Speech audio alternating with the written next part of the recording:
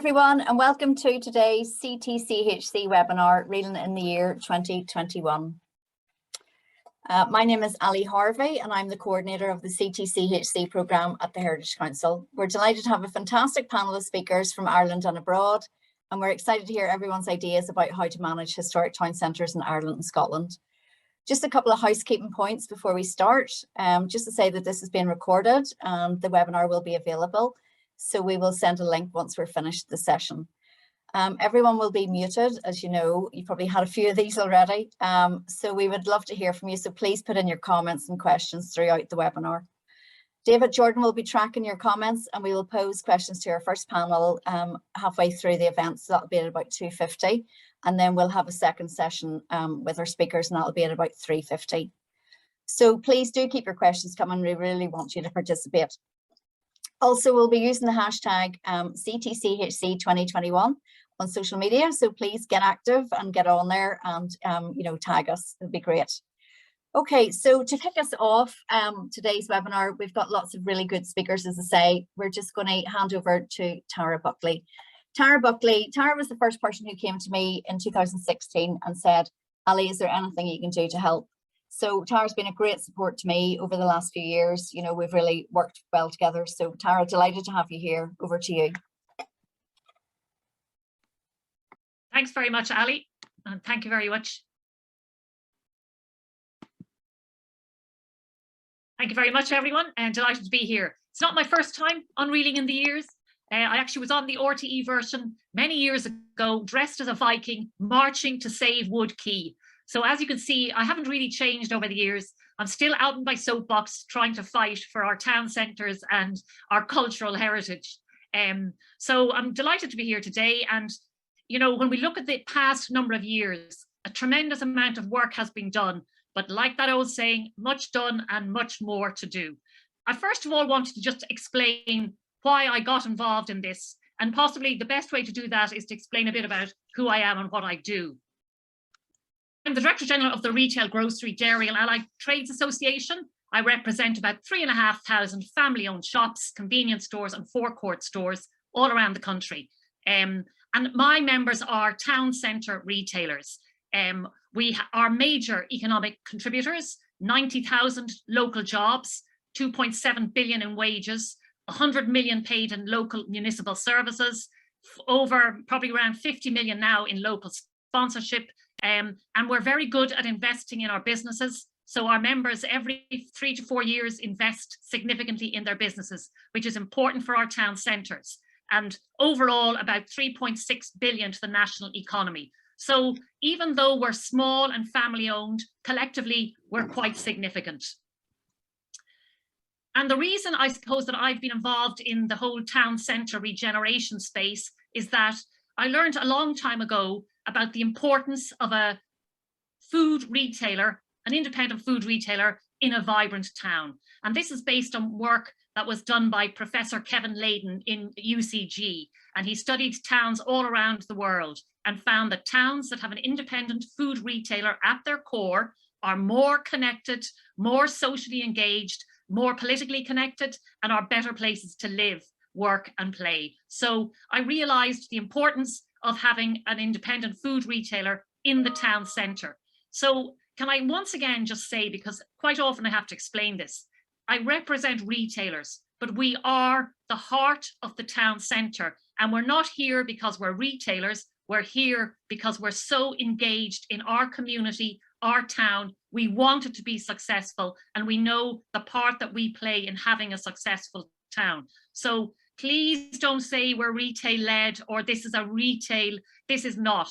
What Ali Harvey has done with the collaborative town centre health check is the first time ever we've brought the community together. And that's the key, I believe. We're not going to make our towns and regenerate them and our cities unless we bring the communities together. So with the fact that we're a retailer, the important thing is we're a food retailer and we drive daily footfall into a town centre. People have to shop most days to eat, so they come in and they come to our shops. So as part of an offering of a town, it's hugely important to have that food store bang in the middle of the town. It makes such a difference in terms of vibrancy and vitality. And I suppose during the recession, the 2009, 2008, 2009, you know, that's when I believe a lot of the vacancy and dereliction started in our towns.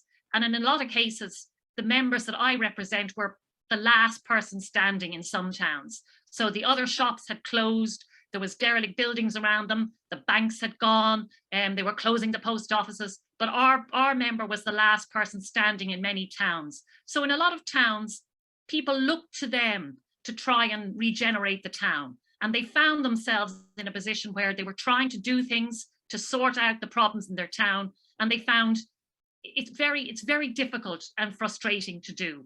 And that's why when we got introduced to the Collaborative Town Centre Health Check, we realized what a fantastic catalyst it was to start the ball rolling. And the other thing I want to make the point is that people talk about retail and online. Online is most definitely a challenge, but the future of retail in our town centres is bricks and clicks. People will still come for experience, for theatre, for community, for engagement. So there is a future for bricks and mortar shops. If they're selling other products, they definitely have to make sure they're online. But if they're selling food, there still are a huge amount of people who like the actual physical going to shop, going to buy the food they're going to eat. So if you do a good job, the people will come. It's also been fantastic that one of the benefits of COVID is that people have genuinely understood the benefits of having a local shop they can walk to and having a local family from the community running the shop that you go to. So we need to build on that because it is very important for our town centres. So I want to just quickly talk about a couple of towns because, you know, the sort of entrepreneurs that I represent are hugely invested in their town centres and really want to make their towns vibrant. So, you know, they might sometimes get a bit of bad press over being against things, but the reality is they want footfall. They want people to be able to get in and out of the town centre, and they want the town to be a vibrant, happening place. So their hearts are in the right place. This is Skibbereen in West Cork, and I have a fantastic member there called John Field. And he got involved with his other local traders, other members of the local community, and they've done a fantastic job. And one of the key things they did is he donated his bakery, which was a town centre building, and he gave it towards the first high-speed broadband hub in Ireland. And it's been a huge success for Skibbereen, the Ludgate hub. And John has also been involved in the West Cork distillery. He's been involved in the nursing home. So he understands that his fantastic food shop will only stay fantastic if people want to come to the town, want to live in the town, want to work in the town. So he has made it easier for them all to do that. And it's just a great example of a town that is working together to try and improve and make sure they're bringing everyone along with them. Another town I wanted to talk to you about was Croom. And Croom is in a different situation. It's a small town, 15 minutes from Limerick, with a lot of dereliction on its main street. And I have a fantastic member there who runs a spar, and he has got involved with Croom Local Enterprise Centre. And they have brought together the people from the town to work on a plan to revitalise Croom. And one of the first things they did is they have worked on the 11-acre town park, and they've built a civic centre. They've also built a hub, and they now are starting to work on buildings on the main street. And the big thing for Padraig Broderick, who's the man in Croom, is he's just invested $1 million in his store. And the irony is he bought the empty bank building next door, the bank who nearly put him out of business during the recession, who wanted to close him down. And he hung on by his fingernails. And now he finds it slightly ironic that he's the man who's bought the empty bank building, expanded his store in there, invested $1 million in the centre of Croom, and is absolutely rolling out the red carpet for other traders to come into the town centre and make it. That he thinks it's a fantastic place to live. People are appreciating it more in these days, having a wonderful facility like a town park. People travel from afar to come to that town to walk the park and enjoy the facilities. but it's made it so much better for the town centre. And he has he's invested hugely in that. So I suppose this brings me on to the whole town centre first policy. And from the early days when I met Alison first and we started working on the collaborative town centre health check, and we realised Ireland needed a town centre first policy. And we were euphoric when we got it into the programme for the government. And we thought it was fantastic that the programme for government recognised that the successful Scottish Towns Partnership was the way forward, and they recognised that the collaborative town centre health check was working, how it was bringing people together, and how it was mapping our towns for the first time, how it was looking at footfall, vacancy, all this data that we never collected before. And then the other thing is, of course, as towns go through the process, what they learn should be shared with other towns, because a lot of our towns are very similar and they have the same problems. And if we try things out in one town, we should be able to pass on that information, what worked, what didn't work. The other thing about the collaborative town centre health check, it brings new eyes to the centre of the town. We got young people involved through the third level institutions. We got older people involved through active retirement. It's a fantastic way to engage everyone in the town and make new eyes look at your town and think about, in a positive way, what the opportunities are, what the challenges are, how we can make this a better place to live.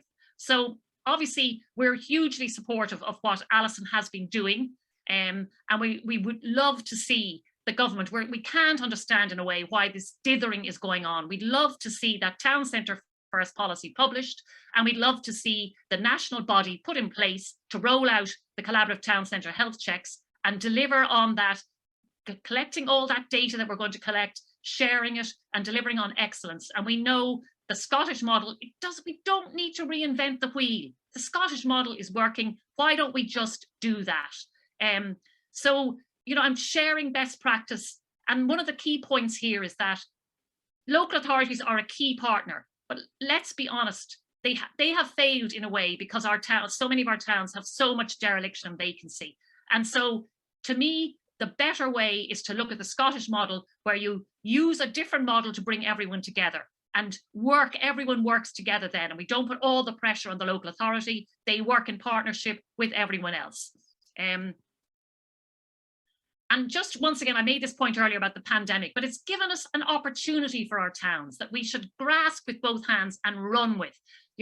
People got involved more in their town. People want to live in their towns now when they can work from home or work remotely or only work a few days a week. So it's provided fantastic opportunities that we need to grab with both hands. But I will just finish with one. It sort of explains in a way some of our frustration.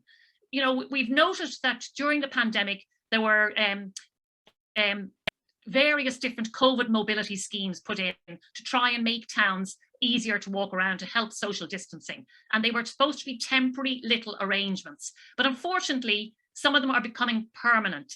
And because they haven't been organised through a collaborative town centre health check, through an evidence-based plan for the town, they are creating havoc in some towns.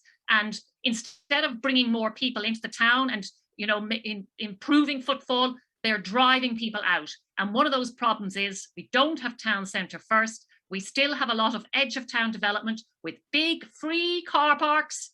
And then we start really insisting about how people can act in the town.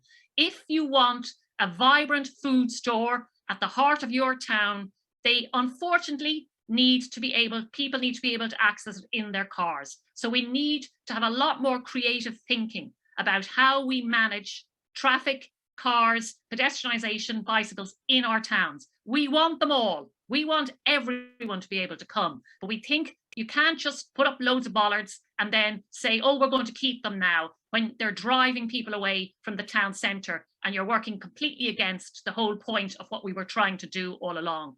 So we're calling this "What a Load of Bollards," because we think we need a bit more thought put into this. We need more collaborative, collective agreements. And we believe that the best way to deliver that is to put that national body in place and put the collaborative town centre health check on a national programme basis, fund it, staff it, and roll it out nationally.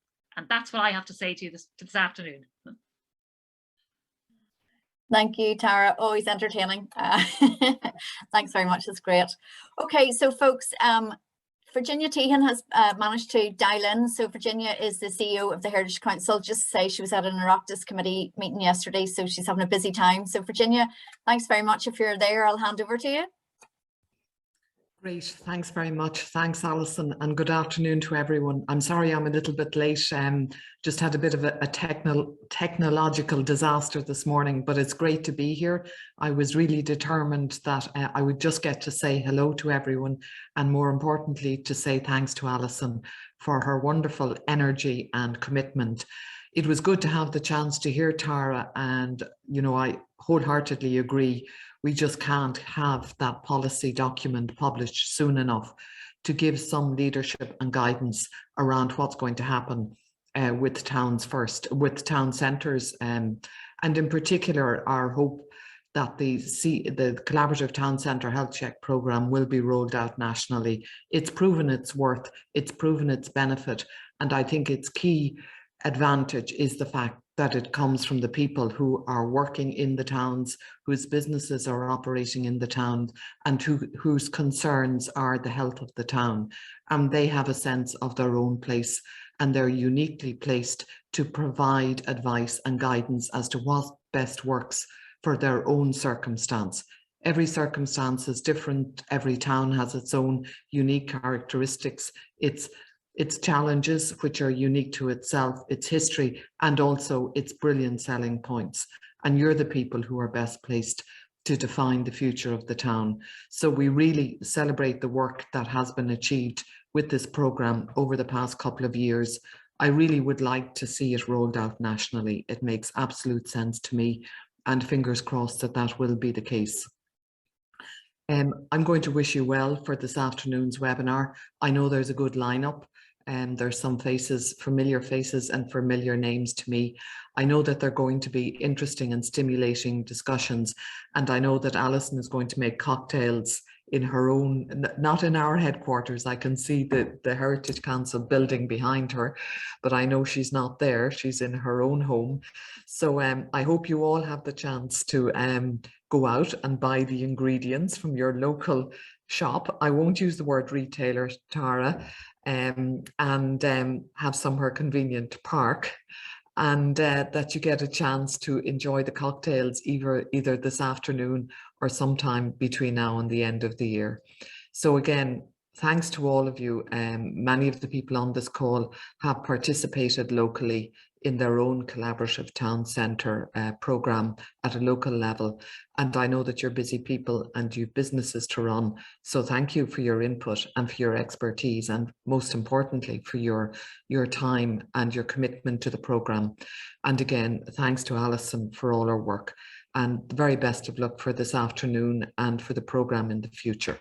Thanks. Thanks, Virginia, and thanks again for all your support since you've joined the Heritage Council. It's been immense. And thanks, Tara. Okay, moving on to Martin McGilliot. Okay, so Martin has been, this is our second speaker. Martin is the Town Centre Commercial Manager and CEO of Dundalk Business Improvement District Scheme since 2016. He's a native of Dundalk, and Martin has a background in project management and marketing.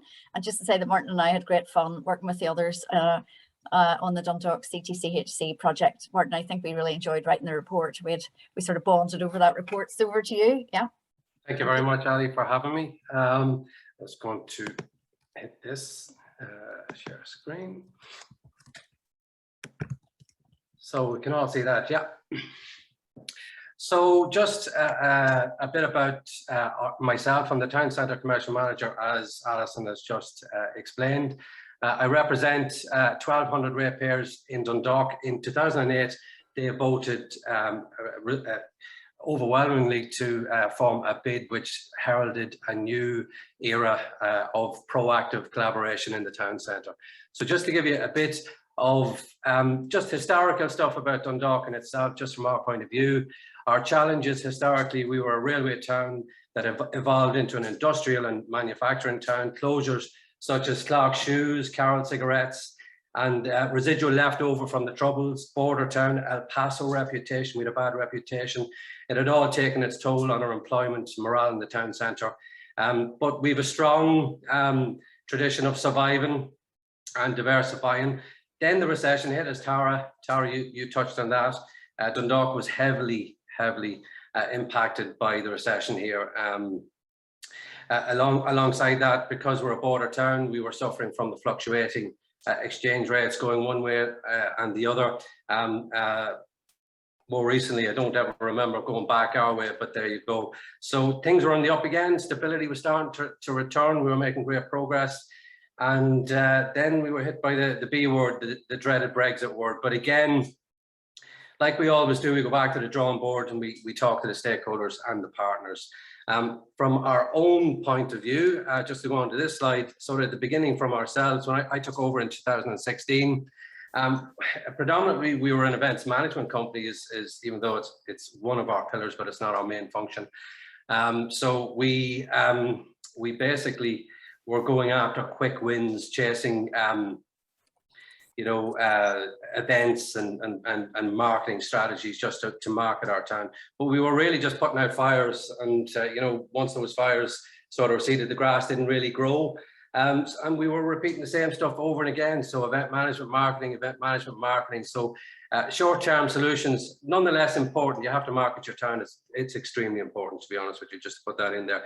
But we were doing the same things over and over again and not really getting the desired results that we were after. So, ultimately, we were failing to deal with the dereliction, the vacancy, the massive data gaps that was sort of arriving within the actual town centre in itself. So, and I'm a big data person. To be fair, I don't like making decisions without the proper information in front of me. And we really struggled with that here in Dundalk, so we toiled with the idea that, were we over-promising and under-delivering? And I think the answer was sort of yes. To be fair, if you look at that slide there, it says Dundalk Town, which I'm very proud of. It is the centre of everything, but ultimately within our own brand, we had where great things happen. But we really did have to question everything we were doing at one point.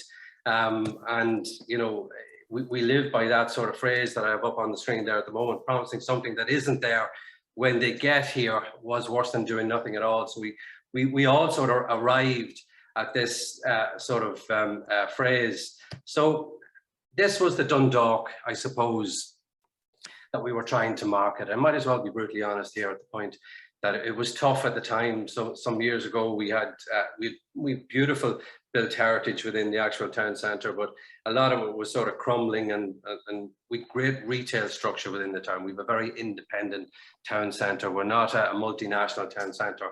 So, we really had to rethink what we were going to do.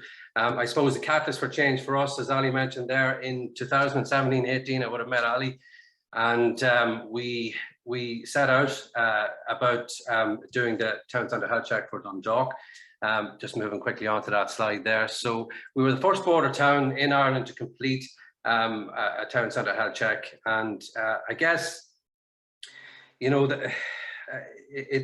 it really did make us sort of face up to the stark reality that our vacancy rates were very high, and to be fair, we didn't even know what where the core retail area was. Dundalk was such a big area.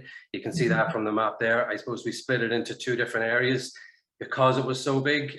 The red that you see here, all the lines here, we have a little bit up here, which is Church Street. And the blue here is sort of, so we have A and B. The red is our core retail area where the majority of our retail plays out on a daily basis. The other areas are still retail, but they're mixed use, and they run into sort of nighttime economy as well. So they're mixed with different things. But this red area was sort of our core area, and it's the information that we sort of harvested from the health check. To be quite honest with you, and discussions we had around different things, we really had to get on top of this. We knew we had a great town centre. We knew we had a very high vacancy rate. But there were also positives within the actual health check. I think Alison will agree with me there. It's not all negative, but you do have to deal with the negative. One of the projects that I really wanted to talk about today was a project, I don't know if anybody's been following it online, but it's a Facades Project. And this was physically born out of the stark reality of the health check. And it was stuff that to be fair, we suspected, but you know, the data doesn't lie, to be fair. And once you have it in front of you, it does make you stand up and want to do something about it. So the Facades Project, basically, this is just a little bit about it. You can probably read it on the screen there. I can't see half of it here because people are on, so I won't read it. So basically, through the transformative power of paint, we set out to, at no cost other than the paint itself, to paint large portions of our commercial property around the town centre, and stay true to our promise to the majority of the businesses to be as cost neutral to the business owners themselves that we were representing. So it was a direct response to tackle much of our vacancy, dereliction and dormant property highlighted in our Ctchc report. So how does it all work? It's very, very, very simple. It's not a complicated process, but being a bid, we were able to implement this very, very quickly. I will say at this point, it was done in complete collaboration with our local authority and our colour specialists, Colour Trend Paints. So step one was very, very simple. We, through consultation, after doing the Clonbrassil Street and St Nicholas's Quarter Urban Regeneration Scheme, we consulted with this particular area up in North Clonbrassil Street, which is Church Street. And we would have chosen large blocks of property that we felt would have the most impact in terms of the regeneration works that were after taking place in that area. So we coupled everybody with a colour specialist from Colour Trend. We banned the colours grey, we banned the colours magnolia, and we banned the colours black, because we felt that everybody, certainly in our area, I don't know about anybody, because you know, I looked around the country and I was inspired by some of the beautiful colour schemes that were down around Dingle and places like that, and we really feel we wanted to introduce that into Dundalk. But everybody was painting, at this time, everybody was painting their building grey. It seemed to be such a trendy colour. So naturally enough, I completely banned that from the project. So number two was the painting supplies. Our partner basically would give the paint to the business owner at a heavily discounted price. So it was their only cost, to be fair. And I'll give you an idea of some of the costs going forward. So, and number three was zero labour costs. Dundalk bids would activate and implement all the painting works at no cost to the subscribing business, and that was machinery. We took care of absolutely everything, and we knew we needed to do that here in the town to get it actually moving. So now, the reason why I feature this slide is because we have three projects running side by side, all with the same shared vision for Dundalk, which is to sort of refocus the perception of Dundalk.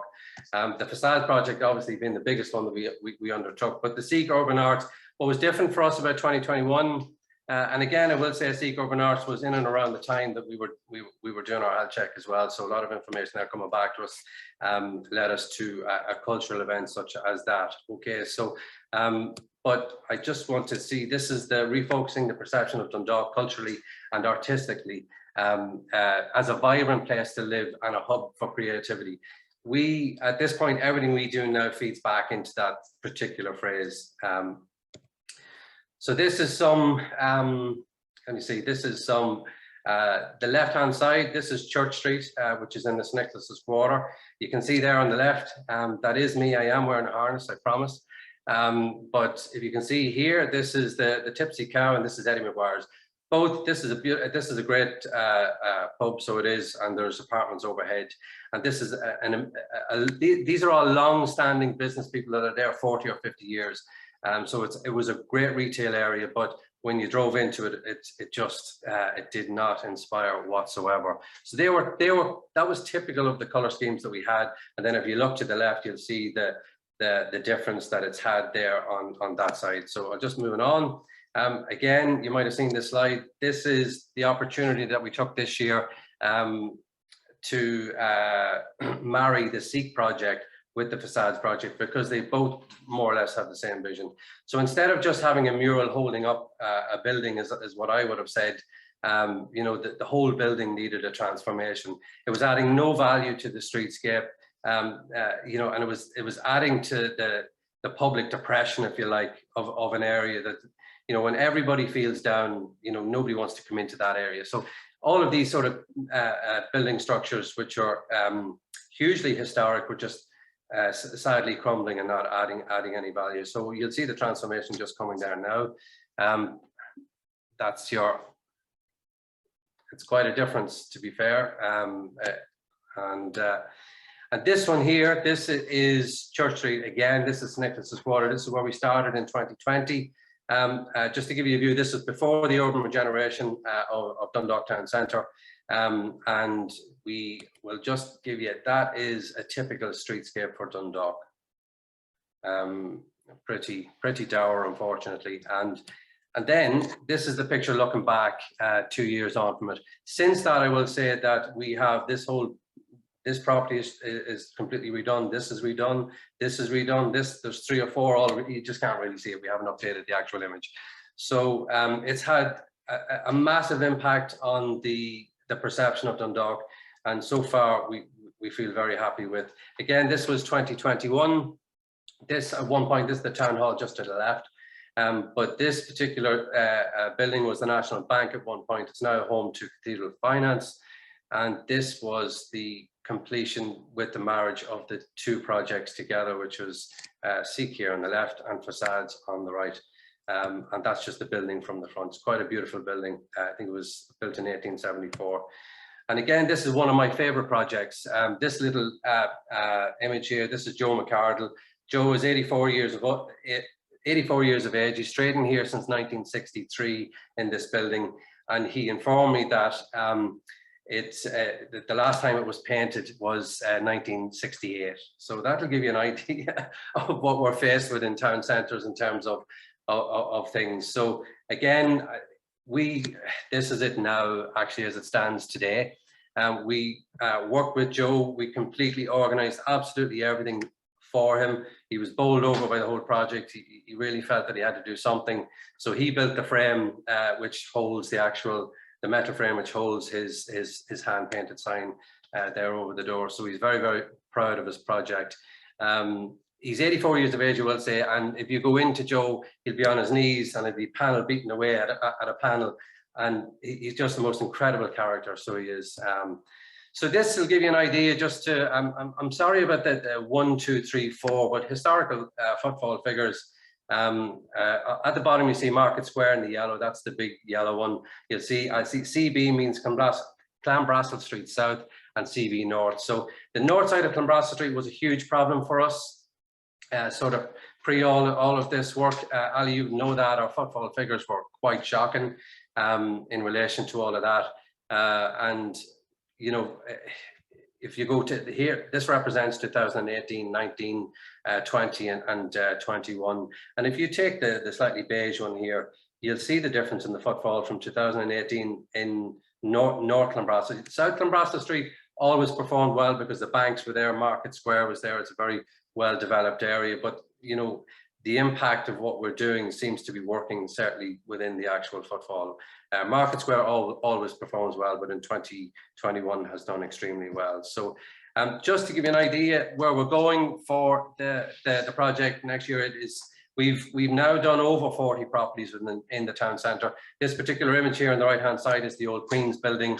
And if anybody's been in Dundalk over the last 10 years, they would have noticed this building been propped up by big steel structures.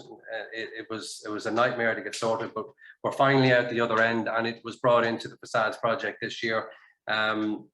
But next year we are heading for a greener sort of strategy. We're going to use new technologies. You can read there on the screen, it's activated and combined action of light and humidity. It attracts the water molecules present in the air and creates an invisible proactive film on the walls that prevents dust and dirt from sticking. Thus, the air remains fresh and clean, just like in a forest. So, I mean, we're really going green with the project now, and our plan for 2022 is another 25 properties on top of what we're doing. So, I hope you like what we're doing. I will say that I want to thank Ali for a lot of the hard work she's done around the country, you know, if my interaction hadn't have happened with Ali, certainly a lot of the stuff that we're working on now at the moment may not actually come forward. So thank you very much, Ali. Thanks, Martin. And sorry, I haven't been up to Dundalk in a while. You'll there was a time. Sorry. You'll be shocked. Yeah, I was going to say there was a time when I was there a lot, you know. So yeah, it was a great place, and absolutely just fantastic. And Martin, just to say well done to you, because I know you've worked your absolute socks off. Or I could be, you know, a bit ruder, but you've worked absolutely like a demon. So, you know, I really admire you. I know many times you and I would have spoken and you'd say, "Elf, when you back him up a cherry picker or whatever." So I'm very operational, you know. Yeah, I was going to say you get everywhere. So, okay, moving on to our next speaker for the first session, obviously, then over to Amri Ryan. So Amri is an independent councillor with Tipperary County Council. Amri, great to have you here. I know that you're a massive community activist. You also run a restaurant. You've got a family. You're up to your eyes as well. Everybody that is involved in this program, you know, we really are sort of, we're not work shy. I think that's pretty obvious to everybody. So really just to say, you know, that you're a great believer in collaboration and active citizenship. And Amri, over to you. Thank you. Thanks, Ali. And yeah, I'm listening to all the speakers before me and I'm just like thumbs up. And, you know, I'm learning so much as we go along. And I suppose just before I start my presentation, we're actually in the middle of the Ctchc program. So we haven't quite finished yet. So I'm going to talk about kind of how it happened, how we're getting on with it, what I think the blockages are going forward. But first of all, I've got to figure out the technology. So just give me 1 minute while I try and find my presentation, which seems to have disappeared again. Will you just give me 2 seconds, guys, now? Sorry about this.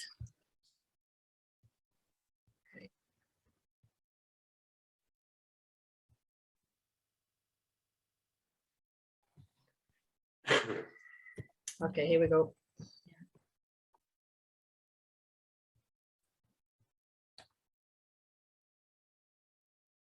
Now, can you see that okay? Can you see the presentation? Yeah, it was there. Yeah. Okay, I'll just give it a minute. Hopefully it's coming back. Yeah. Oh yeah, okay. Just like you said, Ali, it's a little bit slow. Sticking. Yeah, it sticks sometimes. Yeah, I find that too. Okay, I have it there now. Okay. How's that? That's good, Amri. It's just sticking a wee bit, so yeah. Okay, all right.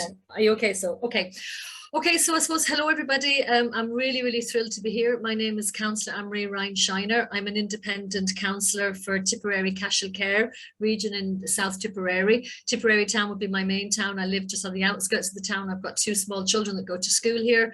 I run a cafe, an independent cafe in the town centre.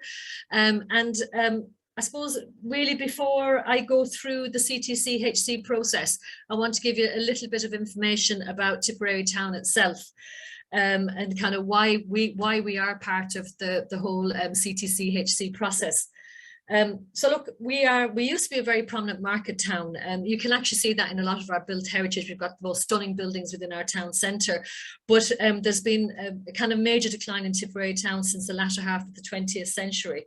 And I think that's one of the reasons why we're here today. So I've got some statistics there up on the PowerPoint, and you can see that we've had we still have very high levels of unemployment.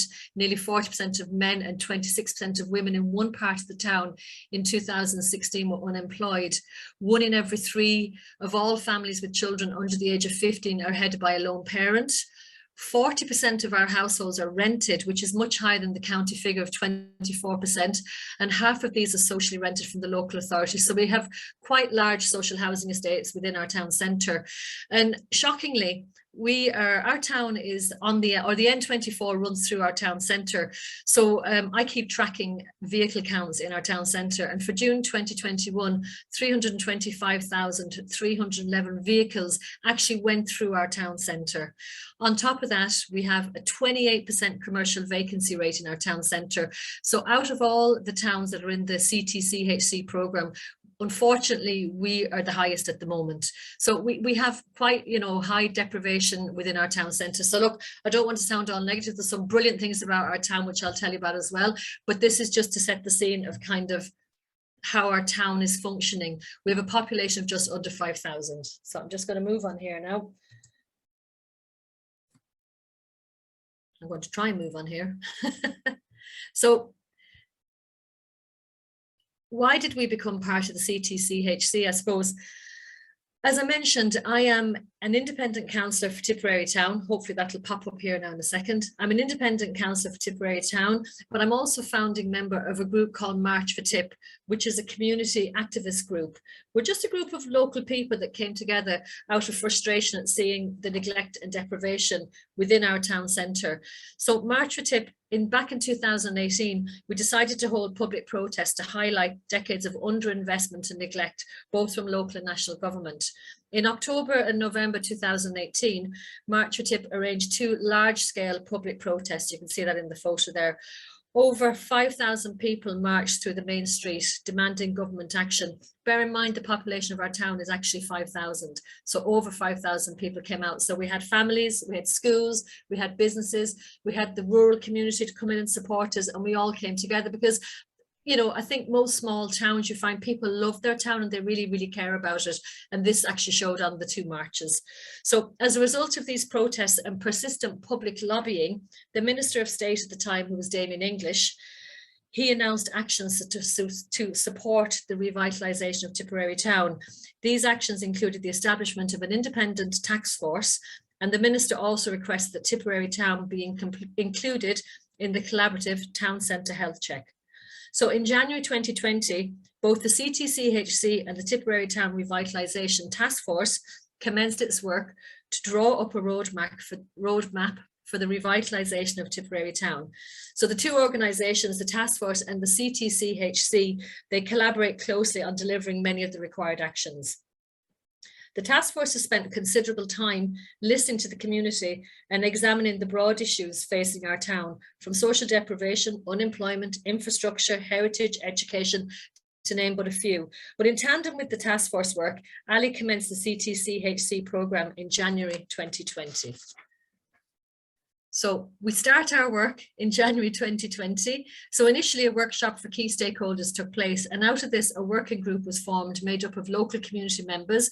We had like the Chamber of Commerce, Arts and Heritage representatives, Tipperary Tidy Towns, local sports centres and champions, the local authority and the local enterprise office, to name some of them. We begin work on the 15-step CTCHC process, and our first step was to create the template for the business survey.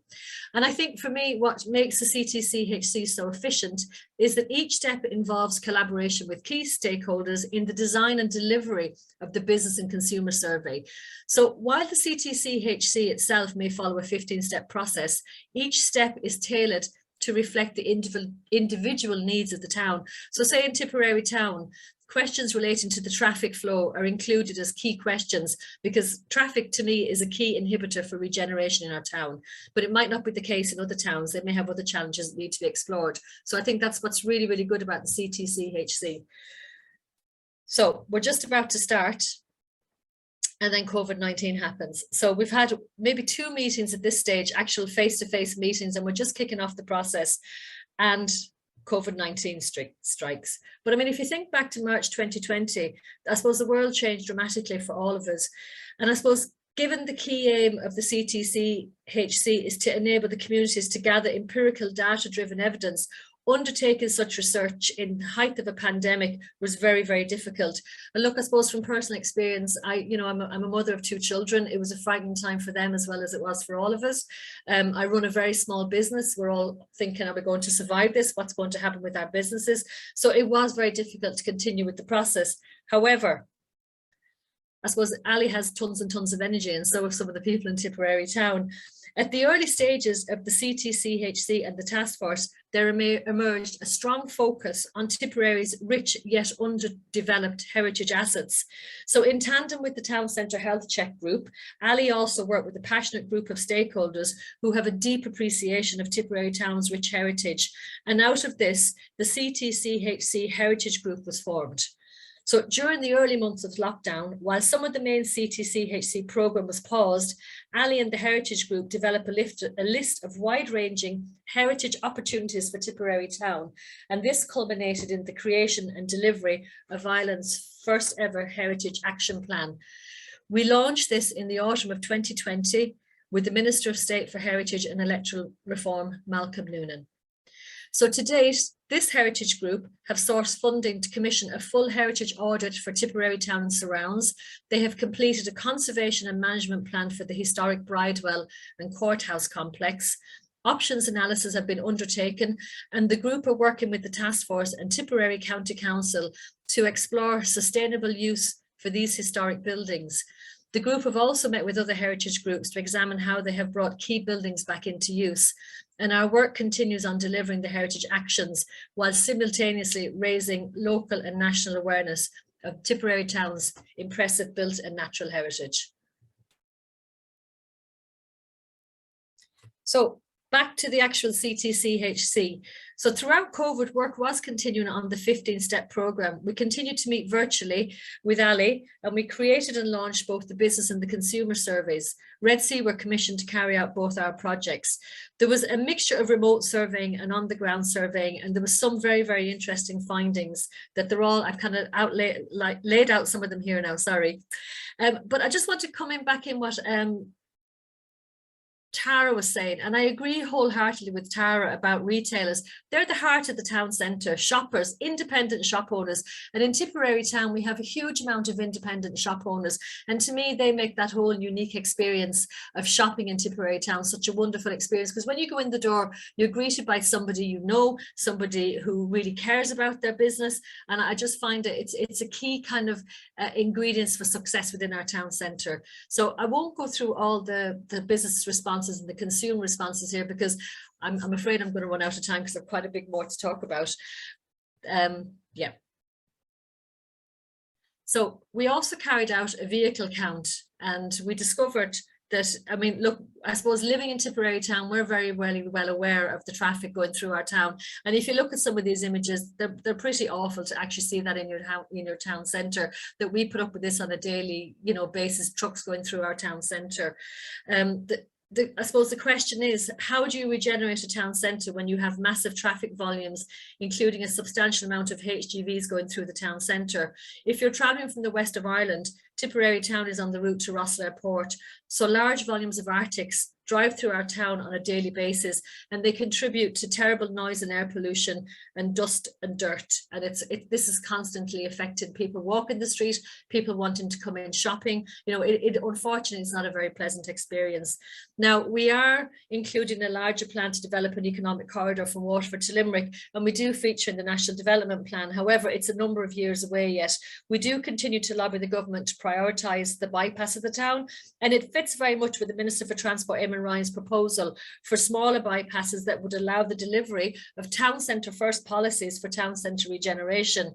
As late as last week, we were given a commitment in the Dáil by the Minister for Transport that the section around the town would be prioritised. However, it's still years away, and we need to continue the campaign to rid our town of this traffic. But notwithstanding the detrimental effect of the traffic, we must continue with the plans to revitalise our town centre. We just can't wait another 10 years while we're hoping a bypass will come, even though we know it's key to the regeneration. But there are other things that we can be doing as well. So in September, we carried out a footfall survey over 2 days. It was a Friday and a Saturday. And we carried this out at the same time as it's carried out in other towns, like in Dundalk and in Sligo and Tralee. I suppose in that way, we can compare and contrast data, that we can look at our footfall and see how it compares to Sligo and see how it compares to Dundalk, notwithstanding we might be a smaller town and stuff. But we chose 8 spots around the town, and we counted the footfall at 1:15, 3:15, and 5:15. I found it really interesting to watch people's movements. You see how they use the town centre, where they cross the road, where is the most visited part of the town, and how usage changes in the evening. The footfall survey was carried out by Tipperary Tidy Towns and a community group called Light Up the Plan, who run community Christmas community events. As you can see, looking even at the images there, I think I haven't had a chance yet, because as I said, we're still in the process of completing the Ctchc program, but I think our footfall survey, if we compare to other towns, would be quite low. However, what we did do is we cross-checked the footfall and the traffic count for the same time in Tipperary town. So if you look at the spreadsheet there, on the Friday, there were 1,313 people clicked going through the town centre, but at the same time, there was 3,185 vehicles going through our town centre. Similarly, on the Saturday, there was 1,463 people tagged going through the town centre on foot, while we had 2,458 vehicle movements as well. So Saturday showed nearly double the amount of vehicles, and Friday showed nearly 3 times the amount. So, you know, they're stark figures for us, but they're really important that we have those figures now. We need to talk about dereliction. Look, most small towns, it was touched on in the last speakers about dereliction and, you know, commercial vacancy rates. We're no different, except unfortunately in Tipperary town, our dereliction and vacancy rates are one of the highest that have been mapped in the country so far.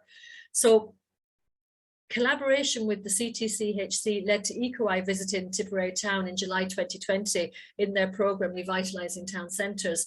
Duncan Stewart at the time visited 2 towns, Clonakilty and Tiptown, and the difference between the 2 towns was stark. The difference between what they have done to address their town centres, and I think to me it came down to 2 things. Clonakilty have an architect and they have a bypass of their town. We don't have either. So these are just some images of the many vacant premises that we have in our town centre. Leading to that, we completed the survey of land use in the Tipperary town centre. And you can see there, our retail vacancy rate is 28.2%. So it's a staggering 28.2% of retail vacancy rate, which translates to 73 commercial premises lying empty in our town centre, in addition to 12 residential properties.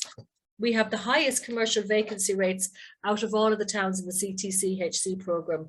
The norm is between 5 to 11% in European countries. We're over 28%, and there is no national target from government on what should be the norm in Ireland. We simply know that that is unacceptable. The Heritage Council also carried out a breakdown of which local authorities actually have an architectural conservation officer. And I don't think it's any surprise to you that we don't. I think the 2 of them are intrinsically, you know, linked. We need conservation officers, we need architects to help us repurpose our town centre buildings and to address all the issues that we're facing in our town centres. But unfortunately, as it stands, we don't have one in Tipperary. So that sounds very bleak, everything, but it's not. What have we learned? I suppose by being part of the Ctchc, we've learned that the creation of effective partnerships and collaboration between public, private and civic sectors is key to the regeneration of our town centre. We also know now data gathering is crucial. You know, when you live in a place, you kind of know anecdotally that this is wrong and that is wrong, but you don't know the actual facts and figures until you dig down deep into the data. And that's what we've been doing for the last 2 years in Tipperary town. And then once you have that data, we can start to identify the blockages and find solutions to town centre regeneration. But first, we have to start by fully understanding the extent of the problem. And the biggest thing, I suppose, that I've learned from this whole process is how kind of precious our town centres are. And the community has a unique understanding of the heart of its town. And the Ctchc gives the community a voice. So what are the next steps for us? Okay, we have to finish the first step of the Ctchc. We want to start phase 2, but we also need to start a conversation with absent landlords. What are the blockages? What incentives are necessary? What disincentives are necessary? We need to continue the push to rid the town of traffic. We have to continue. That has to stay, you know, a primary focus of all the community groups, a primary focus for our local authority and a primary focus for our national government. We do need to establish a partnership with ULA or LIT. We did miss out on that a little bit, that we're not a university town, and we missed having the help that comes from universities within the Ctchc project. We need to continue our work with the local authority and the Ctchc to repurpose landmark buildings within our town centre. We 100% need a town centre architect or an architectural conservation officer. We need to continue to promote citizen engagement through our work with the Ctchc and the Tipperary Revitalisation Task Force. And then using the data and in partnership with the task force, we need to explore funding opportunities to revitalise our beautiful historic town centre. That's it. And I just want to say thank you for being a part of this and allowing people to kind of hear what's happening in Tipperary town, and that, you know, it's onwards and upwards from here for us. So thanks very much. Thanks very much, Amri. That was wonderful, and it's just so lovely to see Tip. I mean, I know I was down there last week, so yeah, we've been very busy, and yeah, the lockdown has been difficult, but obviously we've got the Heritage Action Plan done now and the task force. It's just really nice actually to have you and Martin in the same session, because I was actually sitting in a hotel in Dundalk Town Centre having my dinner when I got a call from Damien English to ask me would I work on Tipperary. So yeah, it's kind of like nice, you know, nice links there. So okay, moving on. In terms of the panel, I'm just going to introduce David Jordan. He's going to chair our panel. So David, over to you. Thanks very much. Thank you, Ali, and thank you to everyone who spoke. Really, really great presentations, guys. I love "what a load of bollards." Tara, that's amazing. I definitely love that phrase. Martin, data doesn't lie. I think that is such a great line, and I think it's something that we can really take from the CTCHC. The data doesn't lie. And then Amri, like 28.2%. I mean, it's such a, you know, horrible figure to be having to present, unfortunately, but it's great to have that figure. And I think it coincides with what Martin was saying brilliantly. So loads of questions, and I think we're a couple of minutes behind, so I'm going to power through and get through as many as possible. So the first one I think I'm going to pose to you, Tara, if I can. So it is a question which kind of is something you mentioned in your presentation. What can everyone on the webinar do to help move the town centre first policy from being a programme for government promise to an actual reality? And I think that's a great question. I think we have to hear more voices calling for the actual policy to be published and calling for the collaborative town centre health check to be put on a national basis and to be funded. I think if those two things were put in place, I think you can listening to Amri and Martin, there are fantastic people in our communities, and my God, when they start working together, look what they can do. So, but I think they all need the helping hand. And if you think about, you know, the way in Tipperary, they're looking at the data from the other towns, you know, that sharing of the data and experience, people in other towns learning about what Martin has been doing in terms of the regeneration and the murals, you know, so you're not starting from scratch every time. And also, I know that sometimes you feel lonely when you're trying to do all this stuff in a town, and to have the same, you know, meet and be able to discuss the issues with people from other towns. So the fact that you'd have this body that would be the national platform and would collate the data, share the successful projects, share the failure. We tried this, it didn't work. But also give those people who are really putting huge amount of time and effort into this, give them some type of support and platform to help them move on. And also that body would obviously have, you know, where I see some of the chat around landscape architects and conservation architects, that body would have to have access to those experts so that they can use them in a way to share information overall, because so many of our towns are similar, but also then drill it down. So when the town needs that expert assistance and help, they have a way of finding out who these people are, where they are, how we can get them involved in our town. So that's what I would say. I think we need more voices. We need to be outraged that we haven't got this policy yet, and we need the government to stand by what they said they would do and to put in place a I keep saying it, but I think it's so true, a non-government body that can lead from the front and bring all the parties together. Brilliant. Yeah, absolutely, Tara. Brilliant. For yourself, Martin, if I can. So I've actually a couple of specific questions to Dundalk. And also, I'm definitely going to visit Dundalk soon. It looks absolutely amazing. So fair play to you. You're selling it for sure. So one specific question that someone has said they've always wondered if the windmill near Seatown could be renovated, believing that there'd be a huge boost to the heritage value of the town. And also someone else asked, did the bid cover the cost of painting Dundalk? It's a credit to all of you. So two very specific questions from a Dundalk point of view. Yeah, well, I'll take the windmill one first. It was first. I suppose that is something that we looked at extensively. There are issues that at the moment that are sort of out of our control. It is something that we would like to see happen also, and we talked about it even throughout our you know, our work during the CTC-HC, we identified that as a really, really good location.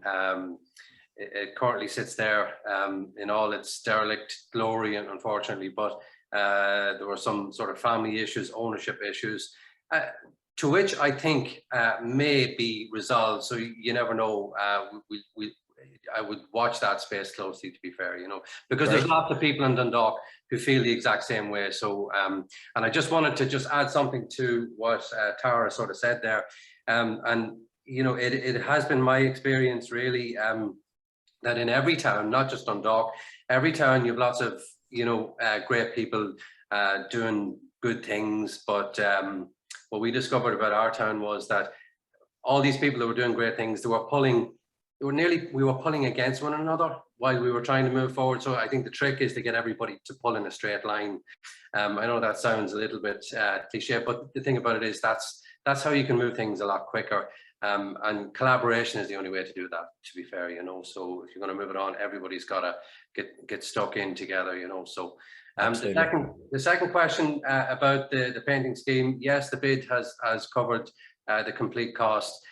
In 2021, however, we worked with the local authority in relation to the town and village renewal scheme. So it was opened up even to towns like Dundalk. Normally we wouldn't get that opportunity, but it helped me actually accelerate the work we were doing and put other men on the ground. And I think this year we got something like 25 extra properties on top of what we did in the first year. So yeah. Yeah, brilliant. Thank you, Martin.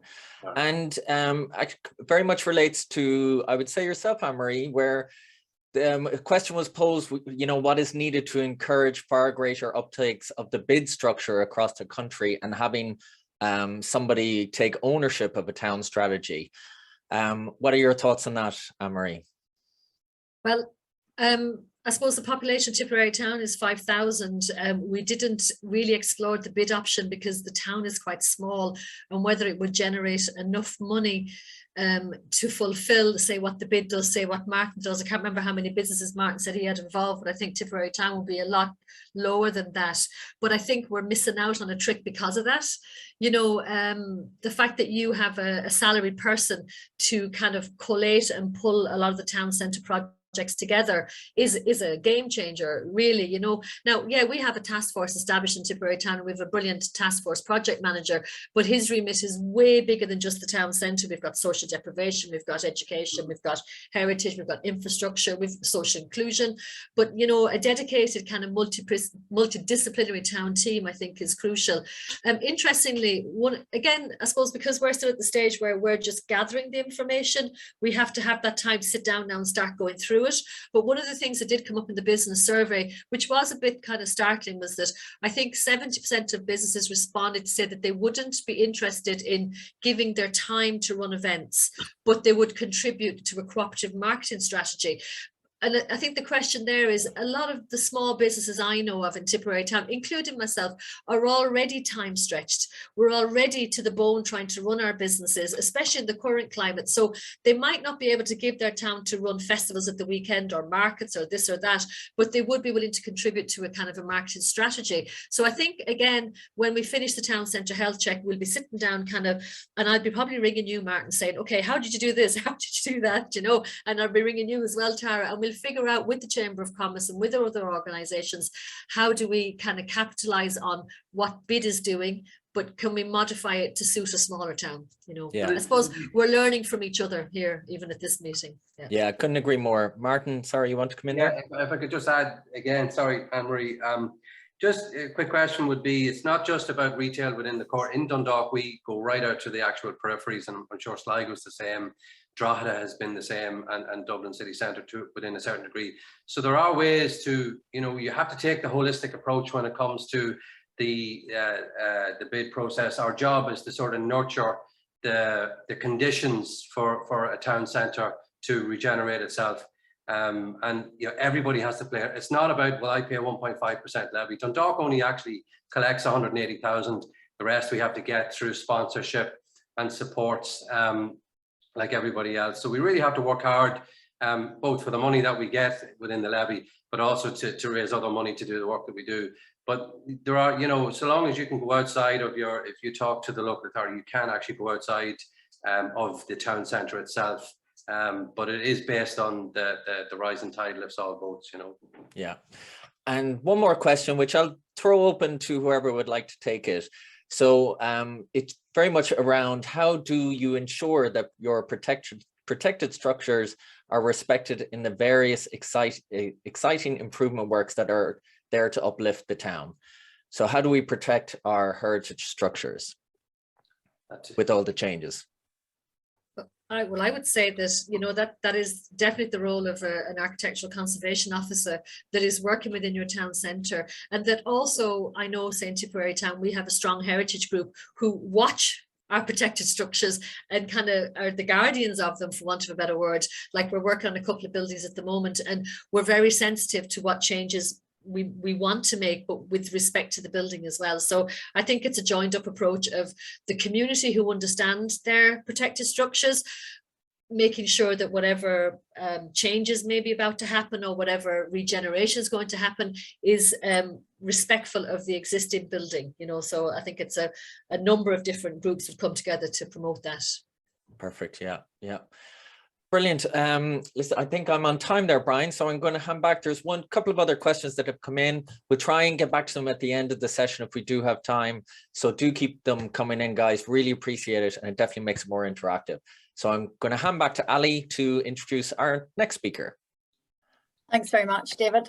Just to say, I put in an answer there to one of the questions, so hopefully into the chat. Sorry about that. I know you were looking for them in the Q&A. Okay, so moving on, Gail Mcgibbon is our next speaker. So on to the next session. So Gail is the CEO of Sligo BID. Gail and I worked very closely together on the first baseline Ctchc for Sligo with IT Sligo. So Gail, over to you. Thanks a million. Hello, everybody. And I should advise you that anybody who works on a town team or has worked with Ali, we come with the health warning. Once we get started, it's very hard for us to stop talking about our places. Brian is going to help me there changing slides, but just a little bit of background, if you can go to the next slide, Brian, please, into Sligo BID. We were quite fortunate in Sligo that we had access to an Interreg funded project funding back in 2013 to be part of looking at town teams, town models, town financing of town teams in a partnership with 4 towns, Ballymena, Coleraine, Larne and Ayr in Scotland. And it was the first time that we got a window into, oh my goodness, we are way behind the 8 ball in the Republic of Ireland. And out of that 2 years of research, the town team specialists that we had access to back in 2013 had recommended that you need to go for the purple flag as an exercise in bringing the town team together, which the purple flag is the award for excellence in the evening nighttime economy. And out of that, we led to having our first BID vote, a business improvement district vote, in 2016. Just to give you a little bit of background on BID, they're a recent addition, I suppose, in the landscape of Ireland, in that we've had the legislation here to form business improvement districts since 2006, which I sat at the first presentation for back in 2006. But there are 72 business improvement districts in New York. There are 345 across the UK. There are 10 in Northern Ireland, and they've only had the legislation since 2013. So again, we are behind the 8 ball in the Republic of Ireland in forming business improvement districts. We have 758 businesses in our business improvement district in Sligo, which makes it the largest business representation in the Northwest. And I represent the 22 Republic of Ireland purple flag towns and cities, and also members of the Association of Town and City Management in the UK and Ireland on the Advisory Council and the board. We have hospitality, retail, service and industry. They're our primary remit. And like Martin, our area is geographically defined. So our BID zone extends out beyond the core of the town centre. We have an annual budget of 350,000 and we leverage into leader funding, Fáilte Ireland funding, County Council funding that normally brings in about 70 to 100,000 additional funding. So over the 5-year term of the BID, the business community have contributed and generated amongst themselves in the payment of the levy almost 1.4 million euro for the betterment of projects within the town centre that they determine are good for the vitality and sustainability of the business environment in the town centre. We have an anchor partner in Sligo County Council, and we do everything that we do has an ethos of partnership. And I think Anne-Marie and Martin has demonstrated that you can't work operationally on the ground in a town centre or a city centre and not go into partnership and have that as one of your core operating tenants. We just recently had our bid ballot in February 2021, so we have a 5-year term. At the end of every 5-year term, the businesses community are issued with a ballot paper, and they vote as to whether we continue with another 5-year term. So it's a safety break for the business community that if the bid isn't doing what it's supposed to be doing, it has a mechanism to wind down. So thankfully 80% of the ballots cast gave us another 5-year term. We have fortunately 12 electronic footfall counters across the town centre. So our 3 primary measurements of metrics that we use to determine economic impact are feet on the street, which is our footfall counters, heads in beds, which is our accommodation stats, and our 7 bid member hotels with 1,000 bedrooms within the town centre, which is a large bank of accommodation for towns our size, and bums on seats. That's the turnover in the hospitality sector, in the retail sector, of people going through the doors. So next slide, please. So it's an interesting comment that Anne-Marie had made about a coordinator, and for Martin and I, this is our full-time job. So within the bid organisation, we have our Sligo bid team, which is comprised of 10 local businesses, cross-sector, an elected representative, and a senior management staff member of Sligo County Council. We have our 18-person Purple Flag team, which is public and private, and that focuses very much on the evening and nighttime economy. We have our Sligo St. Patrick's Festival Committee, which is 50 years old, with 2, now I just want to pay attention to this, 2 members of the group have been the founder members 50 years ago. So imagine volunteering for 50 years and still being actively involved 50 years later. Our Sligo Summer Festival, pre-COVID, had just ramped up to running 8 nights of festivals and events in the town centre, music events in the town centre, with an attendance of about 4,900 per night per event, which was a real economic driver for our evening nighttime economy. And in the corner there, we have the collaborative town centre health check team, which is quite a specialist team, which Ali formed, and we were delighted to participate with, which actually made new introductions and new partnerships, particularly with IT Sligo and different departments within Sligo County Council. And we literally launched our health check report with the Heritage Council of Ireland and Ali and Minister Noonan back in October 2021. Off to one side, we have 2 other teams, our Sligo Tidy Towns team, which are self-managed. However, Sligo Bid makes a contribution to Sligo Tidy Towns of 30,000 per year, and that is over the last bid term totaled 120,000. They leverage in turn that funding into leader funding and other funding streams for them. So we are stretching every euro contribution by a multiplier of 3, possibly 4 euro. Our Christmas Lights is another team that's currently at work at the moment. And again, when we took over the Christmas lights in town, we had 7 15-year-old frames. Fast forward 5 years, we have 50,000 fairy lights, string lights and cluster lines, 47 new frames valued at 120,000, and nobody had to fundraise. It's almost like the elves move in every Christmas, new frames go up, and new additions in lighting the large tree structures and the buildings that we have in our town centre.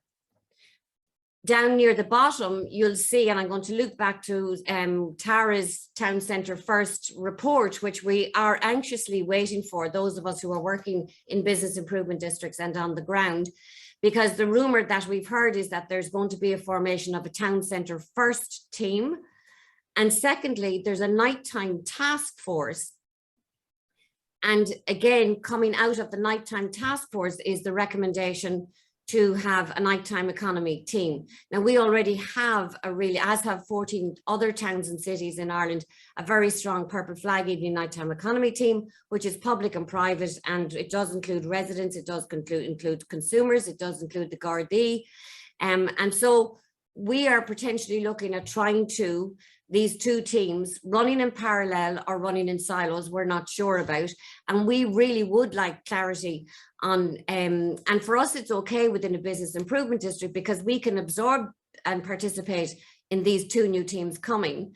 But you're kind of wondering how many teams does a town need to have? And again, this comes out of the Collaborative Town Centre Health Check report.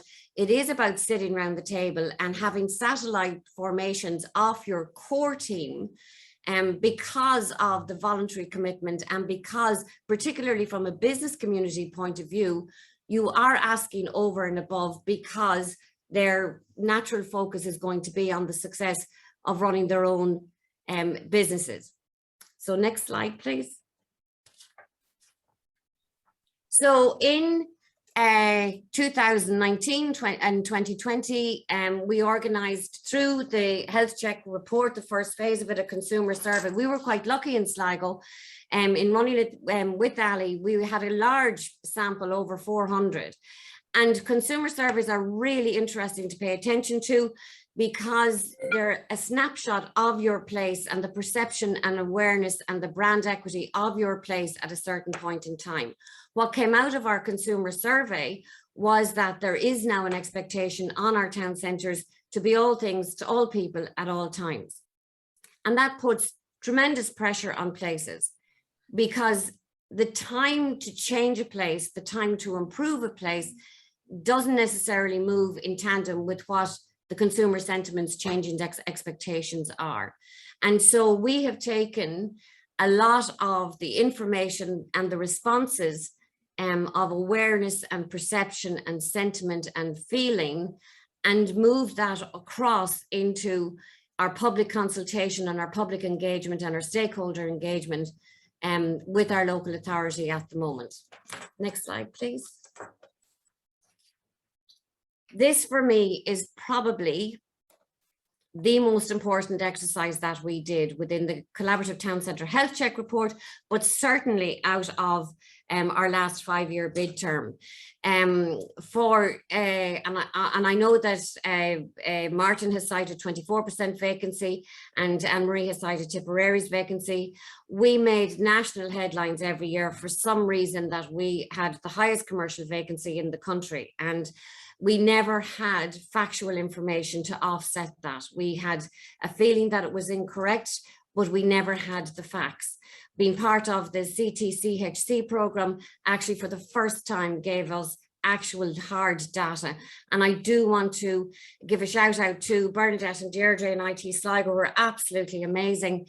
And the fact that it was validated and peer reviewed by Luke, it was just a fantastic exercise to give us. 18.4% retail vacancy didn't happen overnight. And it is, as Tara said, it wasn't just, whoops, we woke up one day and we're at 18.4%. This has been an incremental increase. When then through the Ctchc, when we're exposed to European counterparts and we meet people from other European cities and their vacancy rate is at 6%, 7%, 8%, and they get nervous at 8%, I don't understand how there's not more of an urgent call to address this, because let's face it, it's not going to go down. It has been incrementally increasing over the last number of years. And unless there's a national coordinated plan, it's not going to go down. I absolutely applaud Limerick that came out a couple of years ago, and they just said they're going to get their vacancy rate down to commercial vacancy down to 10% in X number of years. Now, they might not do it there, but you know what? That got a group together to form a plan to actually focus in on it. And I think that's what we need to do. And certainly out of phase 1 of the project, that's what I'm dying to get into. I'm dying to see all the 14 programs data built into a data dashboard so that we can start to see a national issue, because at some point somebody has got to start paying attention to our vacancy rates. Next slide, please. So these are my 3Ds. Okay, so I have sat both sides of the house prior to working in place management.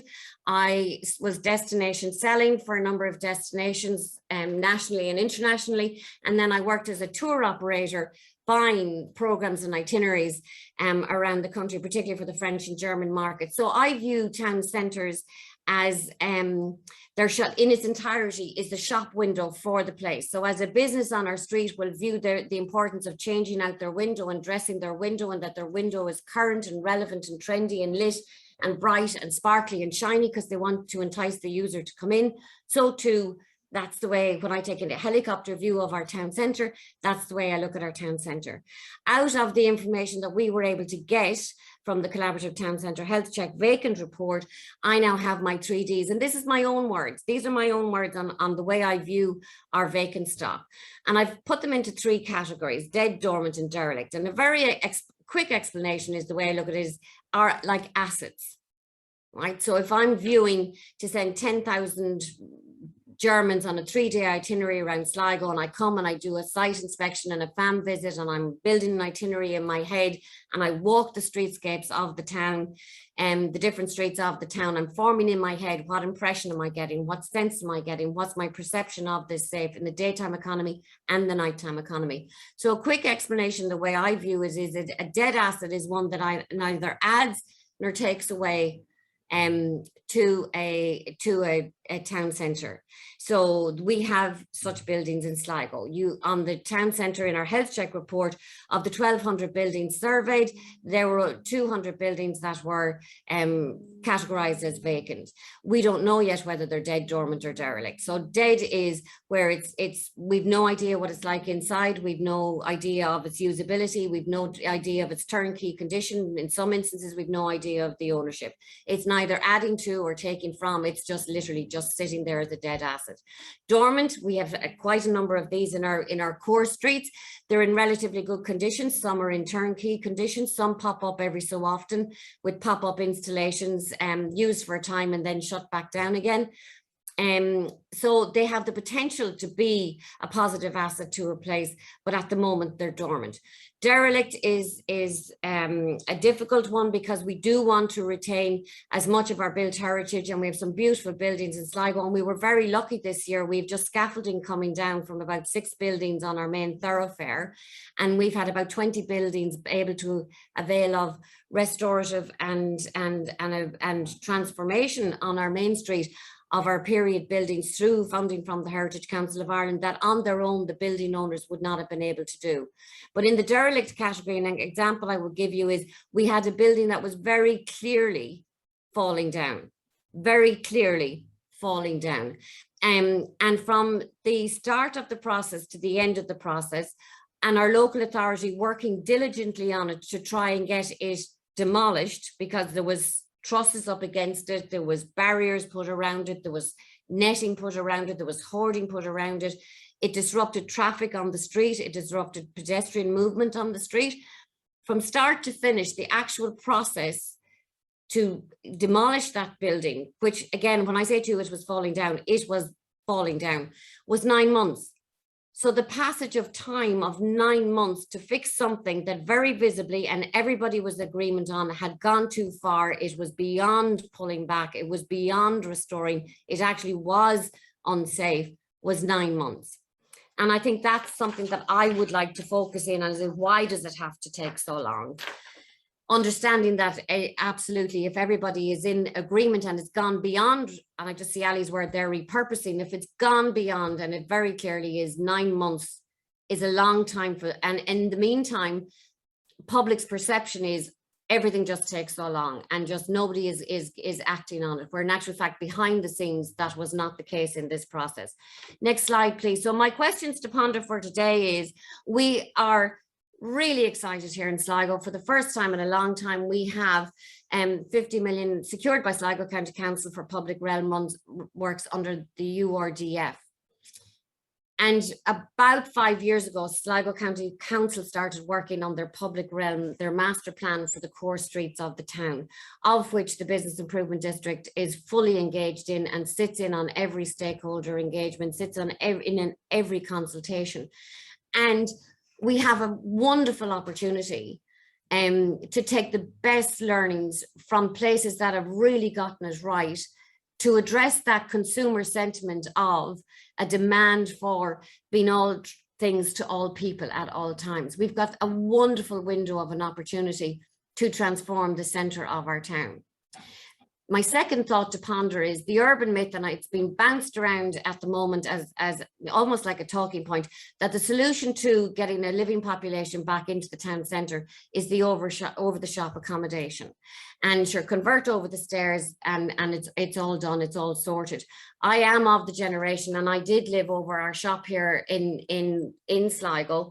I can absolutely tell you what's over the shop now, and the access to over the shop and what was out the back of the property that I grew up in is not the same as it was, and wouldn't accommodate a family living over that premises. And that is replicated around the street. So I actually think it's a very multi-layered conversation point, and it's not just a question of just open up a door and voila, we've got access for having people living back in over the town. I'm going to go back to this again because I do get quite protective of the thousands, and I mean thousands of hours that are given by our volunteers, be they public or private or residents or whomever. Anybody who puts their hand up and says, I want to be part of a team, is giving of their time, is making headspace in their heads to go above and beyond. And I think even working with the lecturers in the IT who were already running at full tilt, they made extra space to absorb this project, to bring it out the other end. And I think that I have a concern that we're now replicating when there are some of us who are further down the road and who were helped along by other places. It's our turn now to turn around and pay it forward and say, here's the mistakes we made in the beginning. Here's where we got it right. Don't waste your time doing that. Here's what you need to focus on, and how do we share that? And for me, the collaborative town centre health check network actually at our workshop gives us those opportunities to learn from and to give back to.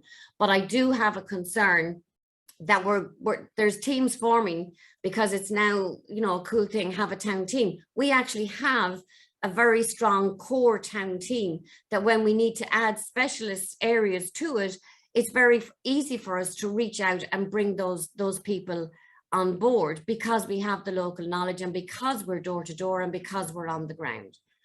And of the 14 towns that have completed, and I think there's about 40 plus on the waiting list to go through the first phase of the program, where does all that accumulated data go to? What is it going to inform? And when will it come out the other end and come back to us in ways that it can be usable? And my last slide to you is place management as a journey. And I would just like you to look at the three images. If you look at the image which is on my left, which is a man down at the river and a digger, and I often wonder what he was thinking that morning, because I think from memory this could be back in the 70s, possibly the 80s, and it's where all of the buildings that are old warehouses. No, some of them were derelict, some of them were abandoned. This is the main river going through our town centre, and it was pretty bleak, pretty bleak. The picture in the middle is as it looks at the moment. It is one of the most scenic areas in our town centre. We're very lucky that within half a mile we have Lough Gill, which is a lake, obviously, running into the Garavogue River, which then runs into the Atlantic Ocean, all within a space of a half a mile walk. That little pedestrian bridge in the middle, and we're just talking about monitoring footfall, just under 1 million people a year consistently cross that little pedestrian bridge, which brings them from one side of the river into the car park the other side. And the last picture is, we're so excited about it. It's our new Civic Plaza that hopefully construction is starting on in 2022. And we hope to be on site with the Christmas switch on event in December 2022. It's a significant investment. It's funded through Fall to Ireland. It's going to give us an event, partially covered event space for the daytime economy and the evening and nighttime economy. And we are so excited about it because it will actually have that pulse beating in the heart of our town centre. Literally, the three images are within 100 yards of each other, from one side to the other, but it actually is a journey of 50 years. So that is a journey of 50 years. And for us on the ground, working in our places, you are hoping that you are setting yourself up for the next generation to build on. And so this journey, or this thinking that our town centre regeneration is going to happen swiftly and overnight is not, it isn't. We need to get started now, because from the work of this program, we've already identified on a lot of the KPIs and a lot of the benchmarking, we actually are behind our European counterparts. And that's not even accounting for new initiatives like being green, being smart, being sustainable, that are all going to form part of our dialogue because of climate change. And so that's the end of my presentation. Thank you very much. Thanks very much, Gail. Okay, so moving on to Jamie Mcnamara. I actually met Jamie. Lockdown has been good for some things. So a crowd of us kind of met on LinkedIn at the start of COVID lockdown and sort of decided that we would all work together. So Jamie is an expert in building conservation and repurposing. So Jamie, over to you. Thanks very much. Thank you, Ali. I'm just going to share my screen now, so bear with me for 1 second and I'll get this up.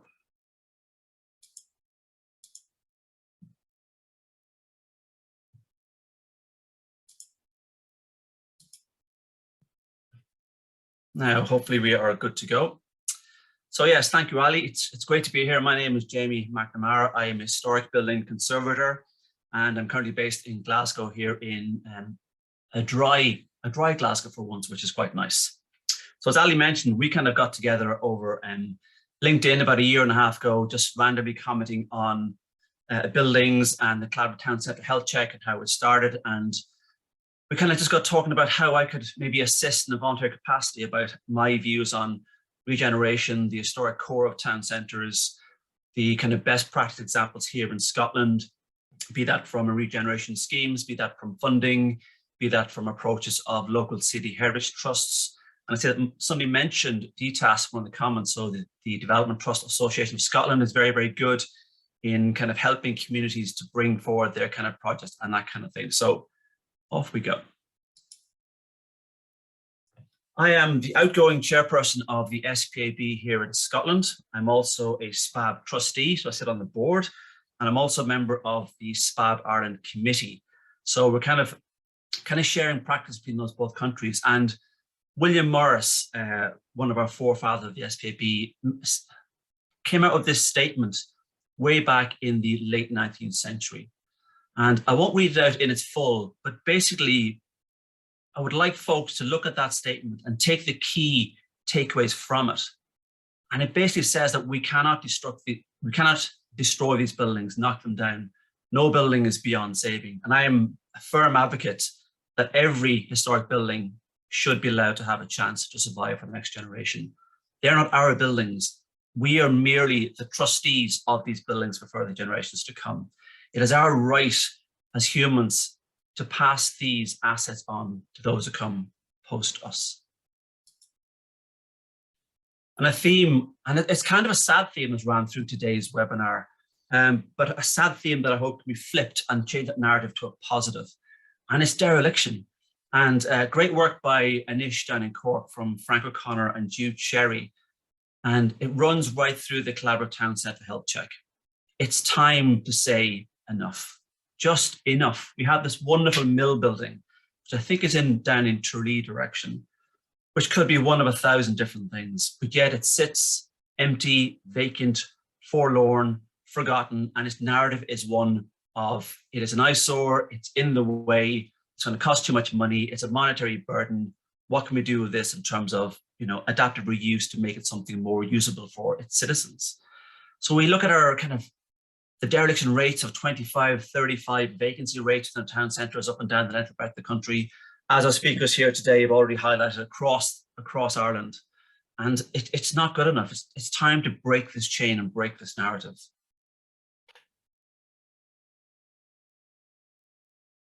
So looking at the Scottish example, we over here thankfully have a lot more kind of funders, a lot more kind of people who support regeneration of historic buildings. And one of the main overarching bodies would be the Historic Environment Scotland, or HES for short. And one of the key kind of aspects from that, they released, and data is so important when we're looking at historic buildings. The regeneration of our buildings relies on key core data of our towns. and the amount of money spent, the KPIs on that money, the outcomes of that money, and the long-term legacies of that spending. It's not a case of throwing money at a town and going, right, here's 30, 40, 50, 100,000 pounds, off you go. There's a 15-year legacy attached to that money. We have to know how these buildings are maintained, their future uses, and there are also conservation burdens and standard securities. So there's comeback if that money isn't spent well or properly if it's historic kind of town centres. So some of the key facts in this wee slide: 66,000 full-time jobs are linked to heritage here in Scotland. 2.3 billion to Scotland's economy, with 2.9 to its GVA in 2017. And that's also then further kind of held up and supported by the value of volunteering, like 14.7, almost 15 million pound in the volunteer sector. I know very, very well of being within conservation for a number of years now, whatever. Volunteers are so important. They're so critical, not just as the help they give to an historic building or to a town centre, but the message they spread around their town centres, the ambassadors they become for their town centres, the kind of spokespeople they become for their buildings.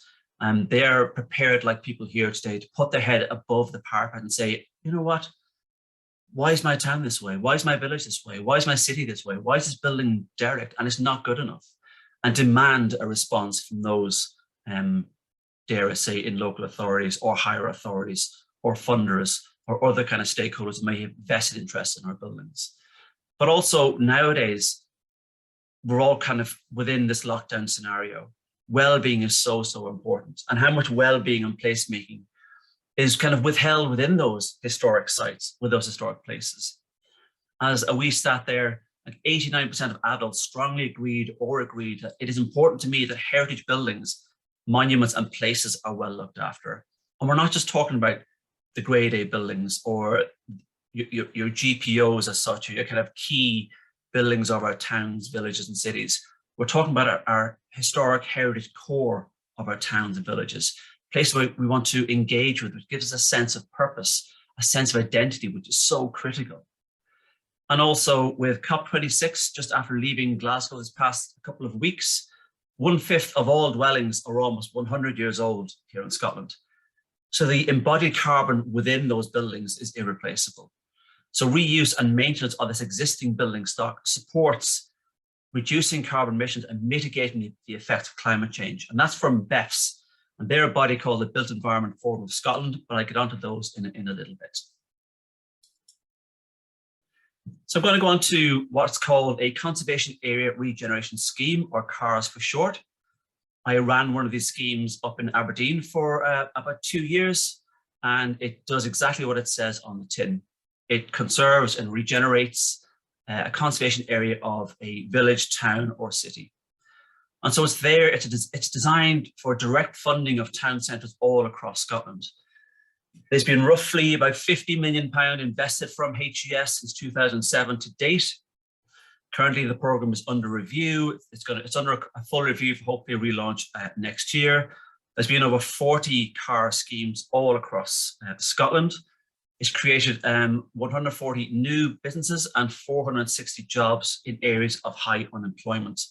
And that's crucial because the money is going to such an equitable and a diverse and inclusive part of the country, and not just to those areas where it may be considered that there is already funding in place. So we have what's called a Scottish Index of Multiple Deprivation. And as it states, it highlights where the economic inequalities lie, where the economy is challenged in certain areas. And the big funders like the National Lottery Heritage Fund will align fund giving to directly target those kind of areas, as does CARS.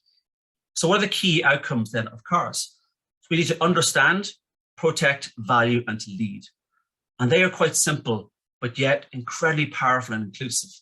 We empower local people to understand, to enhance, and to improve the local area. Historic sites and property will be conserved, regenerated, and made sustainable and made more economically viable for the future. Kind of goes back to my opening William Morris statement. And it gives people that value to enjoy their historic environment again, to engage with it, to relate in a very kind of local level that this is ours and this belongs to us. But also then takes a good lead in kind of being a catalyst for regeneration. to being kind of one of those major kind of positive items that will allow new businesses to say, well, actually, if that building's fixed or if that building is fixed and more footfall increases, there's a huge catalytic knock-on effect, which is absolutely incredible. And I've seen it for myself. So further about cars, what can it do and what can't it do? Well, basically it's there for historic fabric repairs of a building. So the building does not need to be listed. It just needs to be within the conservation area, which we have many of those back home. And that also includes shop fronts.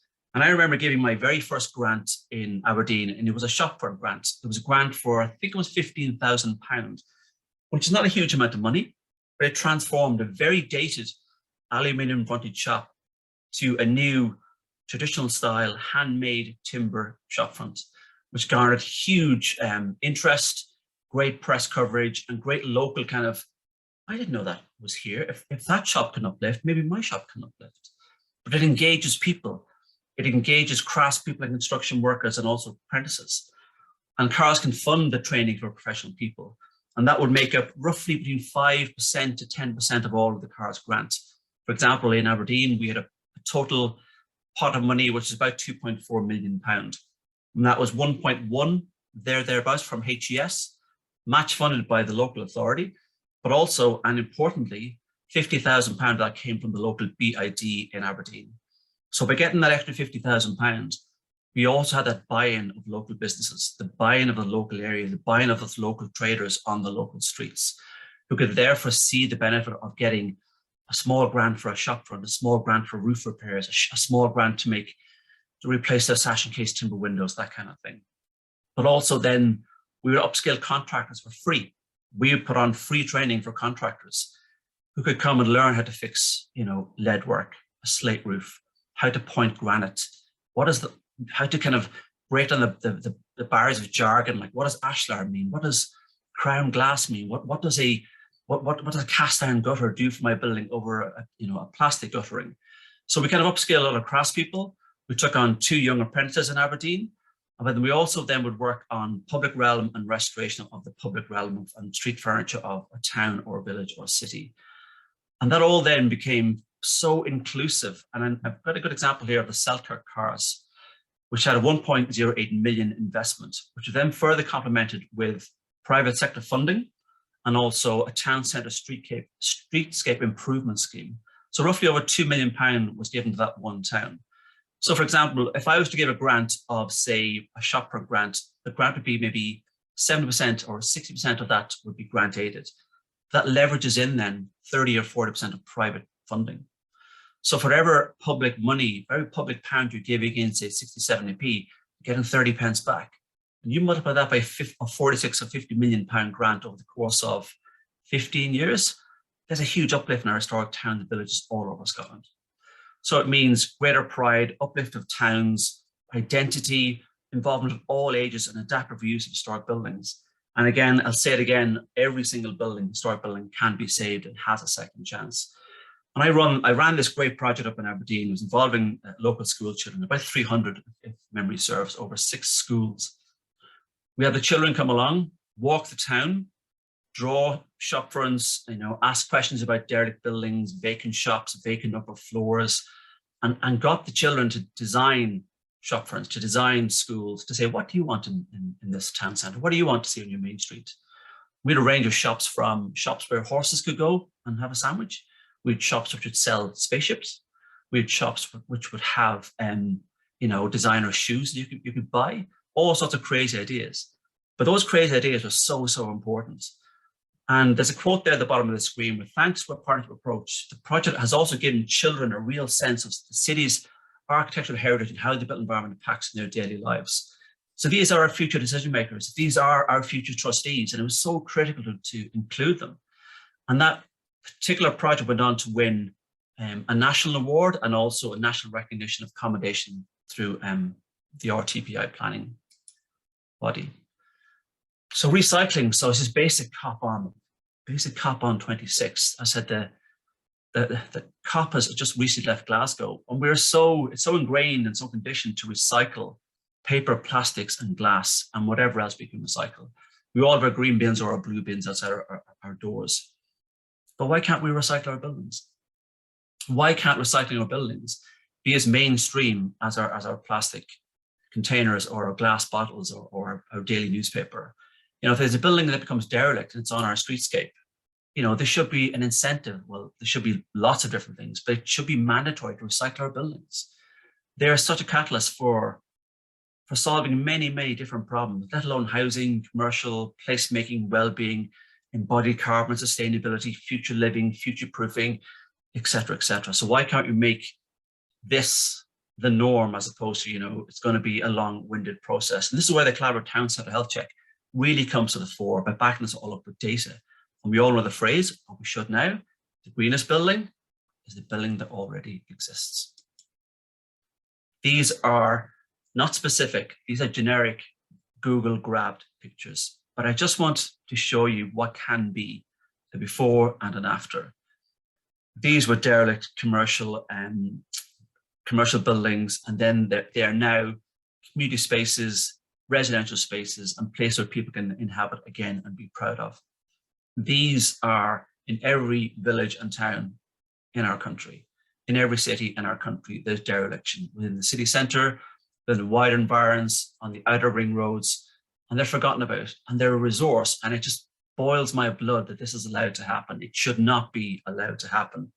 It just shouldn't be. Every single building could be something else. So then that brings me on to connections. And again, chatting with Ali, we talked an awful lot in the early days of the Collaborative Town Centre Health Check. We had an idea setting up an Irish Towns Diaspora Network.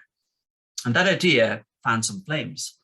And those flames kind of took hold, and then it became something, and it now is something. So I would urge you all today to go and look up the Irish Towns Diaspora Network on LinkedIn.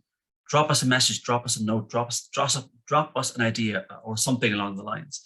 And basically what it is just connecting people from around the world. Me as a building conservator, I love sharing best practice from different people. We want to bring all the ideas of best practice, be them through kind of, you know, heritage-led regeneration, through funding streams, through practitioners, through hands-on skills, through training centers, to like the academia side of things. We're bringing all these ideas from such brilliant people from around the world and put them into a big kind of grumble pot. And out from that grumble pot will come ideas and will come solutions to problems.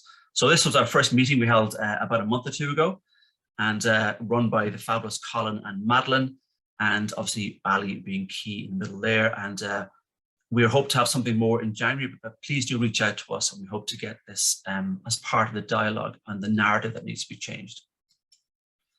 And quickly on BEFS, which is Built Environment, the Built Environment Forum of Scotland. BEFS is what it says there. It's an umbrella body for organisations working within the built environment Scotland. So it draws on extensive expertise in a membership-led forum. So it informs, it debates, and it advocates.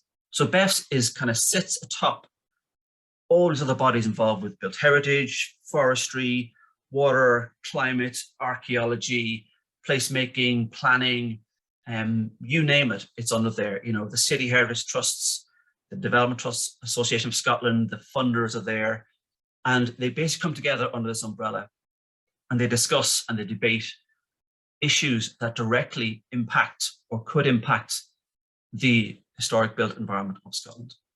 And this then is taken via BEFS in a direct vehicle, direct to government. It's a lobbying body, and they lobby and question legislation, how it impacts our built environment, and they get results. And it's such a wonderful democratic society that I would love, and Ali was with me in this, I know that for 100%, a BEFI, a Built Environment Forum for Ireland. And it's something we are working behind the scenes with. It's something we hope to have, you know, a paper on in due course. And anybody here who knows anybody who is interested themselves, please do reach out to us, and we'd love to share your ideas. And finally, to conclude, our historic villages and towns are finite. Our historic built environment is finite. Our skilled crafts folk are finite. Our green fields are finite. The planet is finite. So we have to change the narrative. We have to have a will to use brilliant schemes like the Ctchc to reframe our historic and built environment, to look at it as a catalyst, to look at it as a positive, to look at it as part of the solution, A derelict building is not a problem. A derelict building is a solution that's yet to be found. It's as simple as that. The will, the culture, and the narrative needs to alter. And I will leave it there. So thank you very much. Thank you, Jamie. That was wonderful. Yeah, just to highlight, you know, that a lot of us met on LinkedIn. I put up the LinkedIn link there for the Irish Towns Diaspora Network. So, I mean, that's been amazing just in terms of the podcast series that we did late last year. Yeah, it seemed a long time ago now, that podcast series. Yeah, I know. It's hard to believe, isn't it? The diaspora really got in touch with us, didn't they? And sort of said, look, we want to help, we want to help. So absolutely, that's fantastic. Okay, so thank you, Jamie, for that. I'm just going to share thank you. I'm going to share a few slides here. Sorry. Okay, can you see this? All right, because Owen can't make it, I'm just going to fly through a presentation that I gave on Monday to Scotland's Towns Partnership, just to talk about what I'm doing with the programme. So 4 parts of the presentation. I'm going to talk about the Ctchc programme, what I actually do, the funding pathways, the impact of the programme, and the 4 phases, so the vision for the Ctchc programme. Okay, so as I say, we started in autumn 2016. We have 15 towns in the programme at the minute, 70 plus partners. We run workshops. The whole thing about is trying to get the environmental information out there. It's really good just to see what Jamie was saying about Scotland, because we just have a long way to go in terms of catching up. And then we have a 15-step methodology for phase 1. And also then just to say a few of our towns, we've won sort of back-to-back Bank of Ireland Most Enterprising Town Awards in Tralee, Letterkenny, and we had hoped for Dundalk, but Drogheda was actually put forward by the local authority. So I think that was one that we missed, and it was quite cruel because definitely Dundalk deserved an award at some stage. Okay, so the programme for government, we started lobbying, advocating for a town centre first policy in 2019. It was picked up, put into the programme for government, and we're still waiting for the town centre first policy. I think it was Gail was sort of saying about, you know, what's going to happen. So yeah, we're just really waiting for that town centre first to see how it's going to support the collaborative town centre health check programme. Just the 5 pillars. A lot of the work that I do is visual because I don't have any technical support staff. So that is one of the things that we're hoping for with the town centre first policy. So really just to give a shout out to the 3rd levels, you know, we've got, I think it's 7 or 8 now working with us, which is great.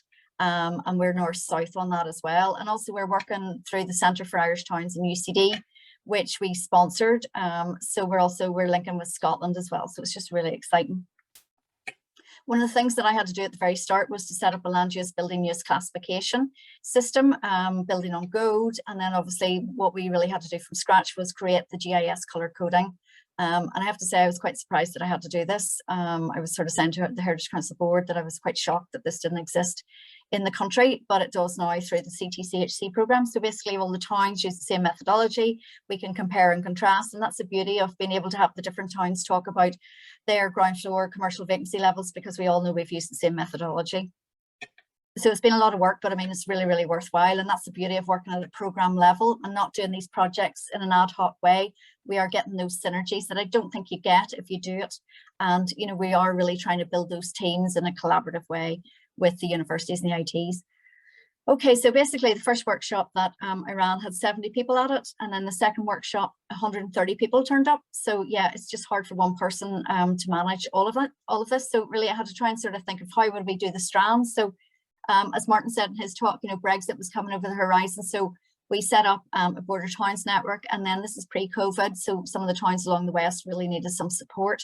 So we looked at the west. Okay, so then in terms of the waiting list, this is the map for the towns that are on the waiting list. So number 1 is Drogheda, number 2 Kilkenny. Yeah, and it's just really, to me, this is a massive indication of the potential energy that's out there, because people are coming to us. This waiting list grew during lockdown because people were obviously connecting with their places again, with the restrictions, and they were really aware of what was going on in terms of vacancy. So yeah, I mean, to me, this is a good thing, and we need to now just get on with it and get the town centre first policy in place and get going. Again, the beauty of the programme is that we can see the systemic problems, the data gaps, the macro data gaps. So, you know, this is really, I suppose, the cumulative impact of having these data gaps is that it's actually blocking us making progress. So you're looking at land use, floor space, vacancy data. We create that data. We own that data. We don't have to buy it from anybody. And it's primary data, so it's created in the field and peer reviewed. Everything we do is peer reviewed to make sure that it's quality and that it's, you know, absolutely sort of rainproof, bulletproof, whatever you want to call it. Building condition, we don't have any information on our building conditions. And really that's the awkward thing about that is then that we can't do the option appraisals. And then heritage, cultural significance, you know, we don't have up-to-date information. The ACAs, which I have a real draw for, architectural conservation areas, Jamie's, you know, talked about what they do in Scotland. To me, this should be a focus, you know, for heritage-led regeneration, and also the role of the architectural conservation officers with the heritage officers. That really needs to be supported. In terms of the vacancy levels, I'm reporting back to my CEO, Virginia, that you met her earlier, is that, you know, there is a positive correlation between high vacancy levels and the lack of an ACO in a local authority. Also then as well, ownership, we don't have very much information on ownership. So this is the 15-step methodology. So yeah, created this right at the start, sat down with the universities and asked them, you know, can you work to this? Will this be possible? You know, sitting down with the local authorities as well and saying, are you okay with this? Can we just work through it? So like, you know, we try our best to, you know, do the steps, but it's not always possible to do every step, and we're not going to be totally pedantic. It's such a heavy lift, as I said, about, you know, we didn't have any colour coding, we didn't have the classification, that's now in place. So it is a heavy lift, and we just move through the steps. So you can see land use is only one step of 15 steps. Footfall is really important, and also just to sort of actually say that a lot of the towns don't have any footfall measuring software. And that's really, really important, you know, to sort of find out about the vitality. You need this baseline, you know, as well for European funding. They want baselines. Okay, so I've had meetings with the IREO in Brussels, and they've said, just keep going. This is exactly what we want.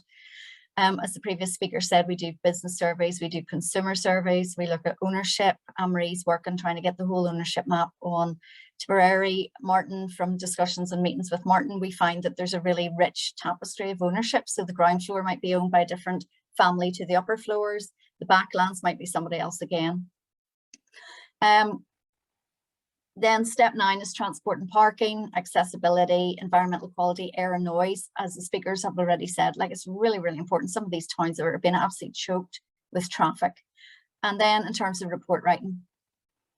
So moving on with the report writing, we don't really write reports anymore. You know, I was very clear when we started Tralee, which was the first one over the line, that we were going to do visuals and infographics. So this is Sligo, and we've just resurveyed Sligo, so that'll be ready in the next few weeks. So, you know, it's just to sort of show where's the land use, where's the vacancy. We know there's 200 vacant buildings in Sligo Town Centre. Gail's already covered the vacancy rate. In terms of leakage, we're trying to find out, you know, what is the leakage in the town centres. And so before COVID, we found out in Sligo there was a lot of leakage to online shopping, and it wasn't to Sligo shops. Also, people weren't visiting heritage sites. There was a very low turnout for that. Tipperary, Amri's talked about the vacancy rates. You know, like, we really want to keep a track of these. We want to make sure that we own the data, that we can control the narrative. As Gail said as well about, you know, sort of press statements coming out, it's just really important that we control all this. Funding, so we have pathways to funding here. So there's different funds and different departments. We need a policy to pull it all together. Housing for All, Pathway 4 is about reusing buildings. As I said, there's massive macro data gaps. Tralee, as I say, Tralee won Most Enterprising Town Award. Then the Historic Towns Initiative, the Heritage Council, we gave them money. The URDF has given them 15 million. The Ctchc was just a wonderful thing to do in Tralee in terms of creating networks, building relationships. It really does go back to that. Okay, what is actually needed? We really do need the town centres first policy. It's just so important. We've got a massive waiting list. We need an Ireland's Towns partnership. We don't have that. We need to look at compulsory sale order. We can't expect local authorities to do CPO. It's a very hard process to do. And I actually used to work on CPO arbitration hearings in the private sector. It's very difficult. Nobody likes doing CPO. Also, there's only 4 bids in the Republic of Ireland. I think I've already put that into the chat. There's no community development trusts. We really need those. Conservation area regeneration schemes, we really need those. We're doing some research as part of the programme, so that'll be ready in the next few weeks. Heritage action zones, I mean, these are really important as well. We just don't have the designations that other countries have. And also just to really say, you know, I'm moving towards doing digital dashboards in 2022. I've been waiting for the Town Centre First policy, sort of pausing doing that. So now I'm just going to move forward. Collaboration, it really is at the heart of everything that we do. We collaborate with the IREO in Brussels. We had a workshop and a webinar in May looking at compulsory sale orders. We had 380 people turned up to that. We were working with UCC, looking at the Young Planners Forum, setting that up. Meanwhile, use, we're just trying to look at the information, trying to push the envelope, get the research done, get it out there. And then obviously today. Okay, so just to finish off, it's a data-driven program. It's about evidence-based planning. It's about value for money. That's what we're trying to create. We're linking to the UN SDGs, and we're trying to get money from Europe. We're talking about social capital, talking about public value as well. I mean, fundamentally, everything that I do, my background is economics, and it's really trying to make sure that we're efficient and that we're effective. We're creating local regeneration engines. We're talking about participative democracy. And what we're trying to do is build stronger communities. That's really what gets me out of bed in the morning, is about trying to help people and to help communities. And it's about sense of place, and it's fundamentally about human flourishing. Okay, so this is the vision for the Ctchc program. We're in phase 1. It's been a heavy lift. I don't have a team. I've got 45 towns on the waiting list. We're keen to get going into phase 2. Let's do it. We need the help from our government. We need the support from our permanent government for us to do this and for us to fix our town centres. But we're all keen. We're all here today. And I think that's a great sign of things to come. So thank you very much for your time. That is a flying visit to the Ctchc programme. Great, Okay, thanks, so Ali. David, Sorry, you were. I was just going to. So we are slightly behind. So I am going to get straight stuck in and fly through some questions. Just one comment for myself. Just if we had to do a word frequency on this event, I constantly was writing down just the words that people were constantly saying, and what came back was the 3 top definitely have been data as a baseline, very common, dereliction and not in a positive way, and collaboration. Definitely everybody was mentioning those 3 things. And just on the dereliction, the Heritage Council have a great YouTube site, and we actually did a webinar on CSO. So if anyone has missed out on that, I would definitely catch up on that. And I know Ali is looking at doing a follow-up on that, especially with regards to following up on what Scotland are doing.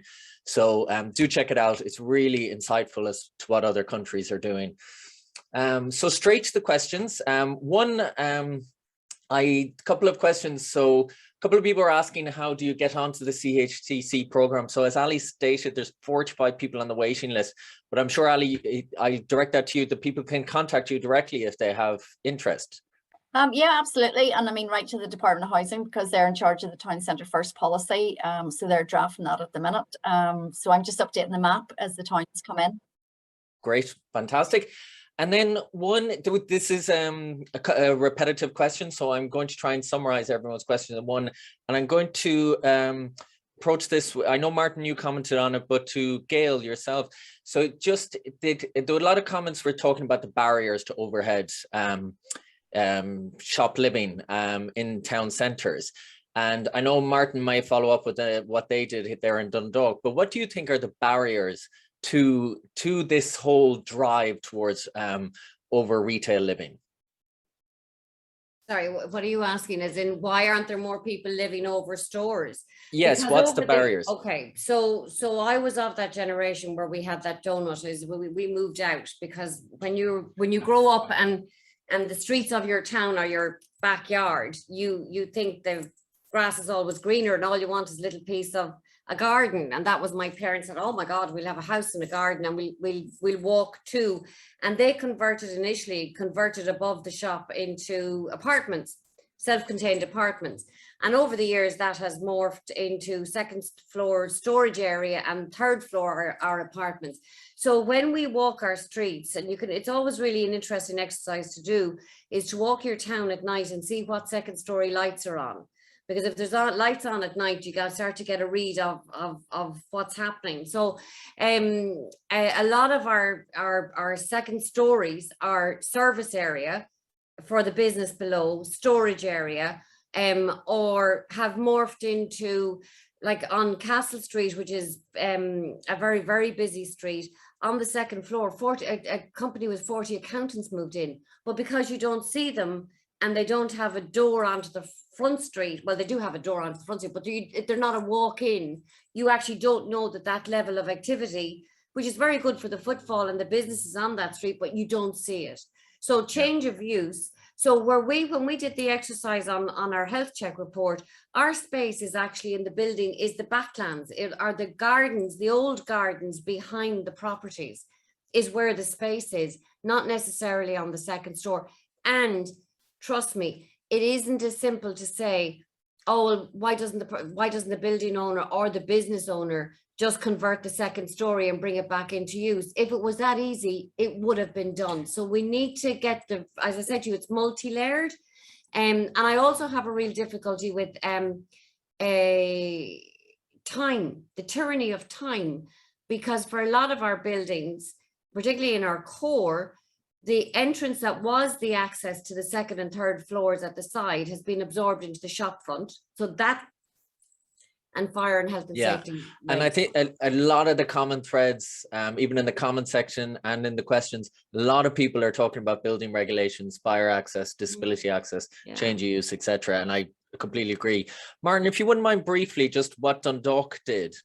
And I think, because I think is an interesting contrasting point.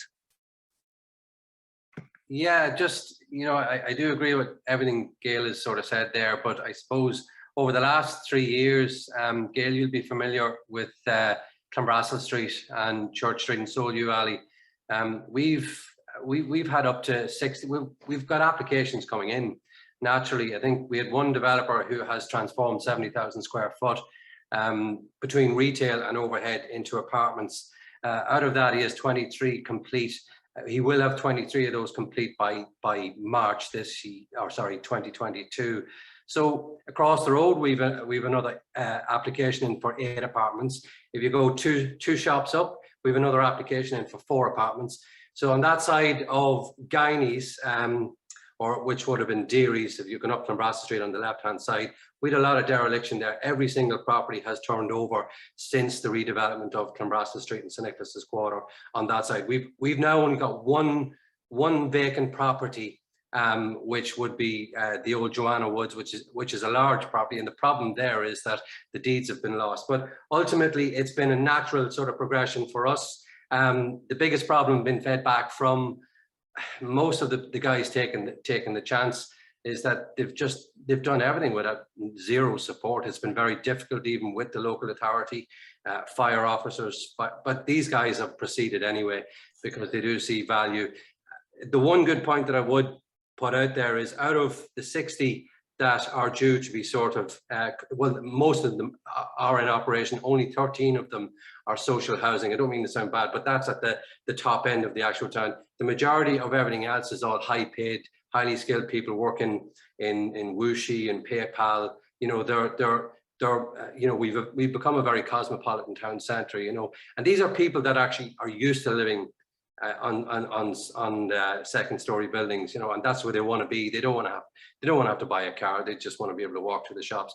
So we've had a different experience over the last 2 or 3 years, but I will say it has not been easy for the people that have taken the risk. They've taken all the risk on these buildings, Yeah, I think it's just very interesting. It's still, encouraging people living within the centres as opposed to over a shop as such, which is it's really strange because Gail said, seeing the lights on, and that is, that's something that we're starting to experience. So it's quite surreal. We haven't seen it in a long, long time. Yeah.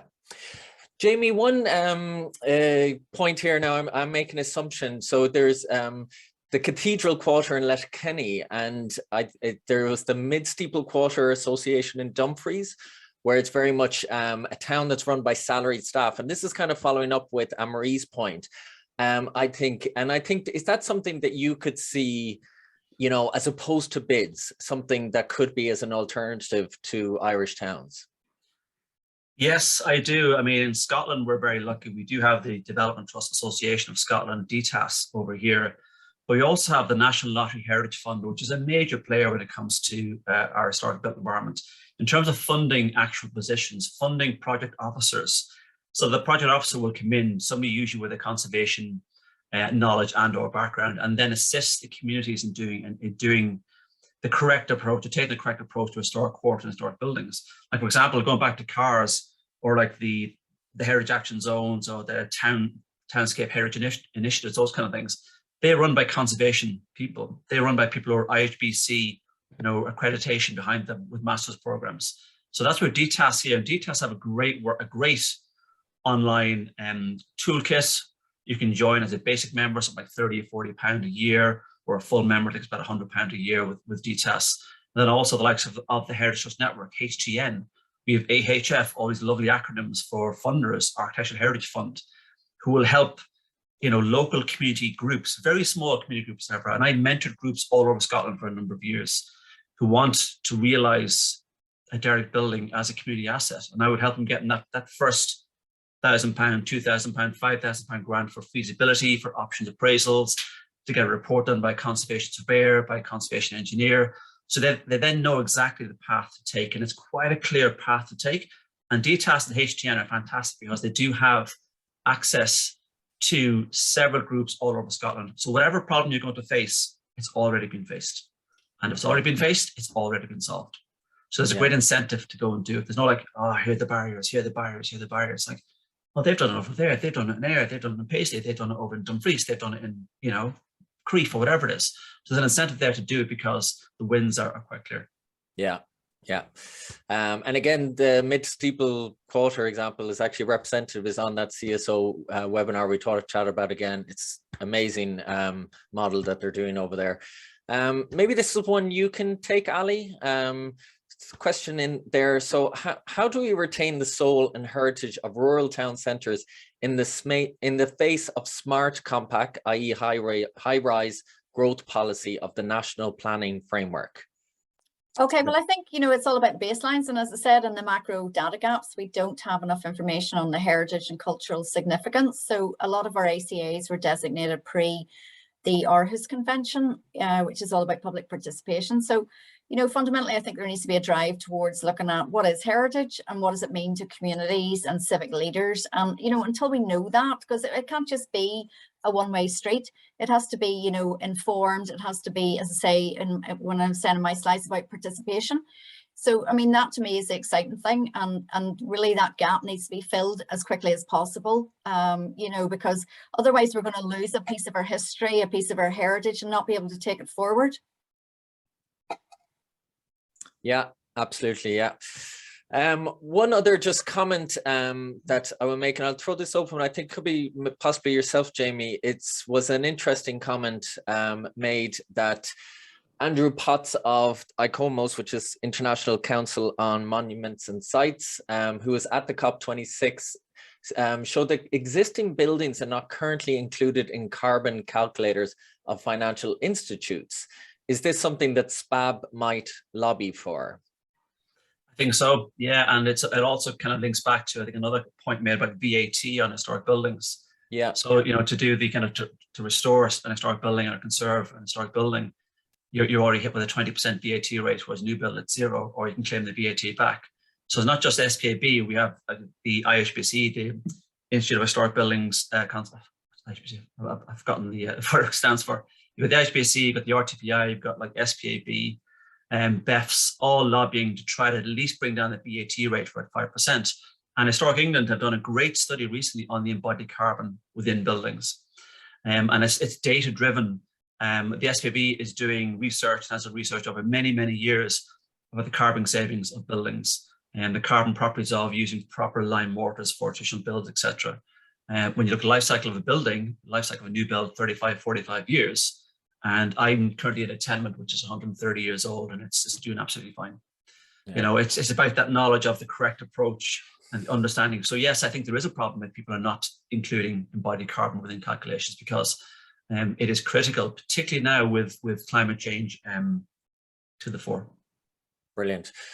Well, I am well over my time, so I am going to close out the questions there, and I've tried to answer as many as I can. So thank you all who participated in the questions. They have really helped. So I will hand you back over to Ali. Okay, thank you very much, guys. And ladies, thank you very much for your time.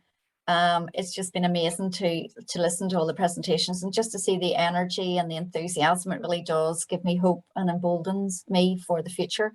I think 2022 is going to be a massive year for all of us. It's going to be manic, I would say, another crazy year. So just to finish off, to say thank you very much and keep in touch. If you need anything, we're trying to put everything up on the web. We're trying to make sure everything's up on social media. And just to finish off, to say thank you very much to Chef Luec down in Tipperary from the cafe down there. Amri, I believe it's your husband. Do you want to introduce your husband who's done this amazing Christmas cocktail for us? I think it seems fair that you do it. Well, I'm blaming you for roping us into this at the last minute, but yeah, so Loic made a Christmas cocktail. He's from Brittany, so he's got quite a strong French accent. So I think Brian has said, just turn your volume up. So it's a very simple Christmas cocktail, I suppose, to end this on a positive note, because I think the one message we can all take from this is there's so many of us here, and this kind of this momentum is growing within our town centres to preserve and reimagine them. So let's think of that when we're having a drink. And thanks very much, everybody.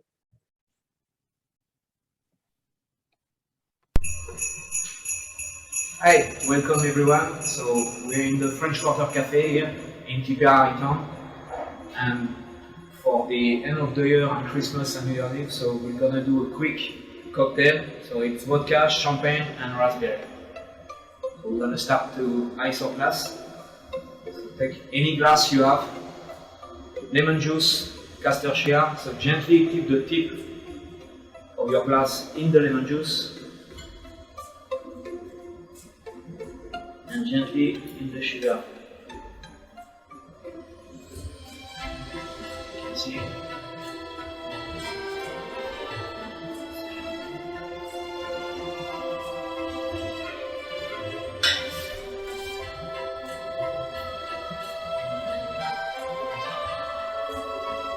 So we're gonna put them in the freezer.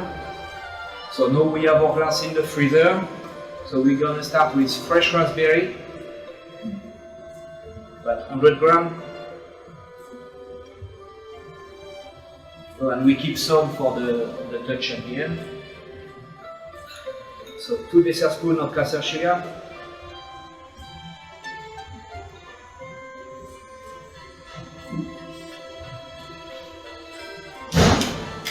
Vodka now. About 3 spoons of vodka. 1, 2, 3. And now we're gonna make a puree with that. So gently crush your raspberry. So I'm gonna show you another way to do it if you don't, because I know nobody. So the mortier. So just with a fork and the same principle. So you just mash it. That's just to show you in case you don't have a mortier yourself. You can just do it in a bowl with a fork. There you go. So that's our puree ready. So very simple, quick and easy. So I'm gonna get back to get the glass from the freezer. Okay, so that's the glass from the freezer. So very gently put 2 spoons of the puree in the bottom of each glass.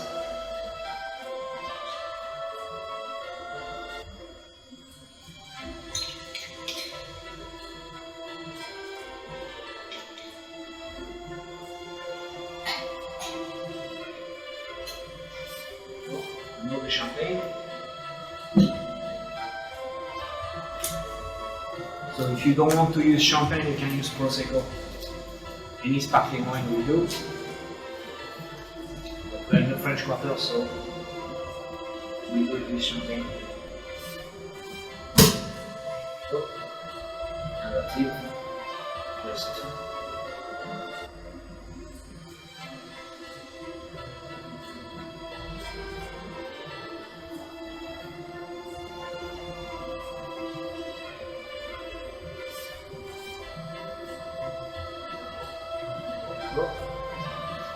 you can stir.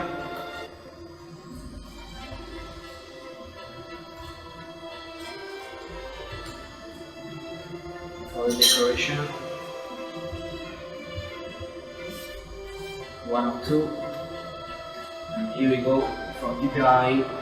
Merry Christmas, Happy New Year's, and all the best. Cheers!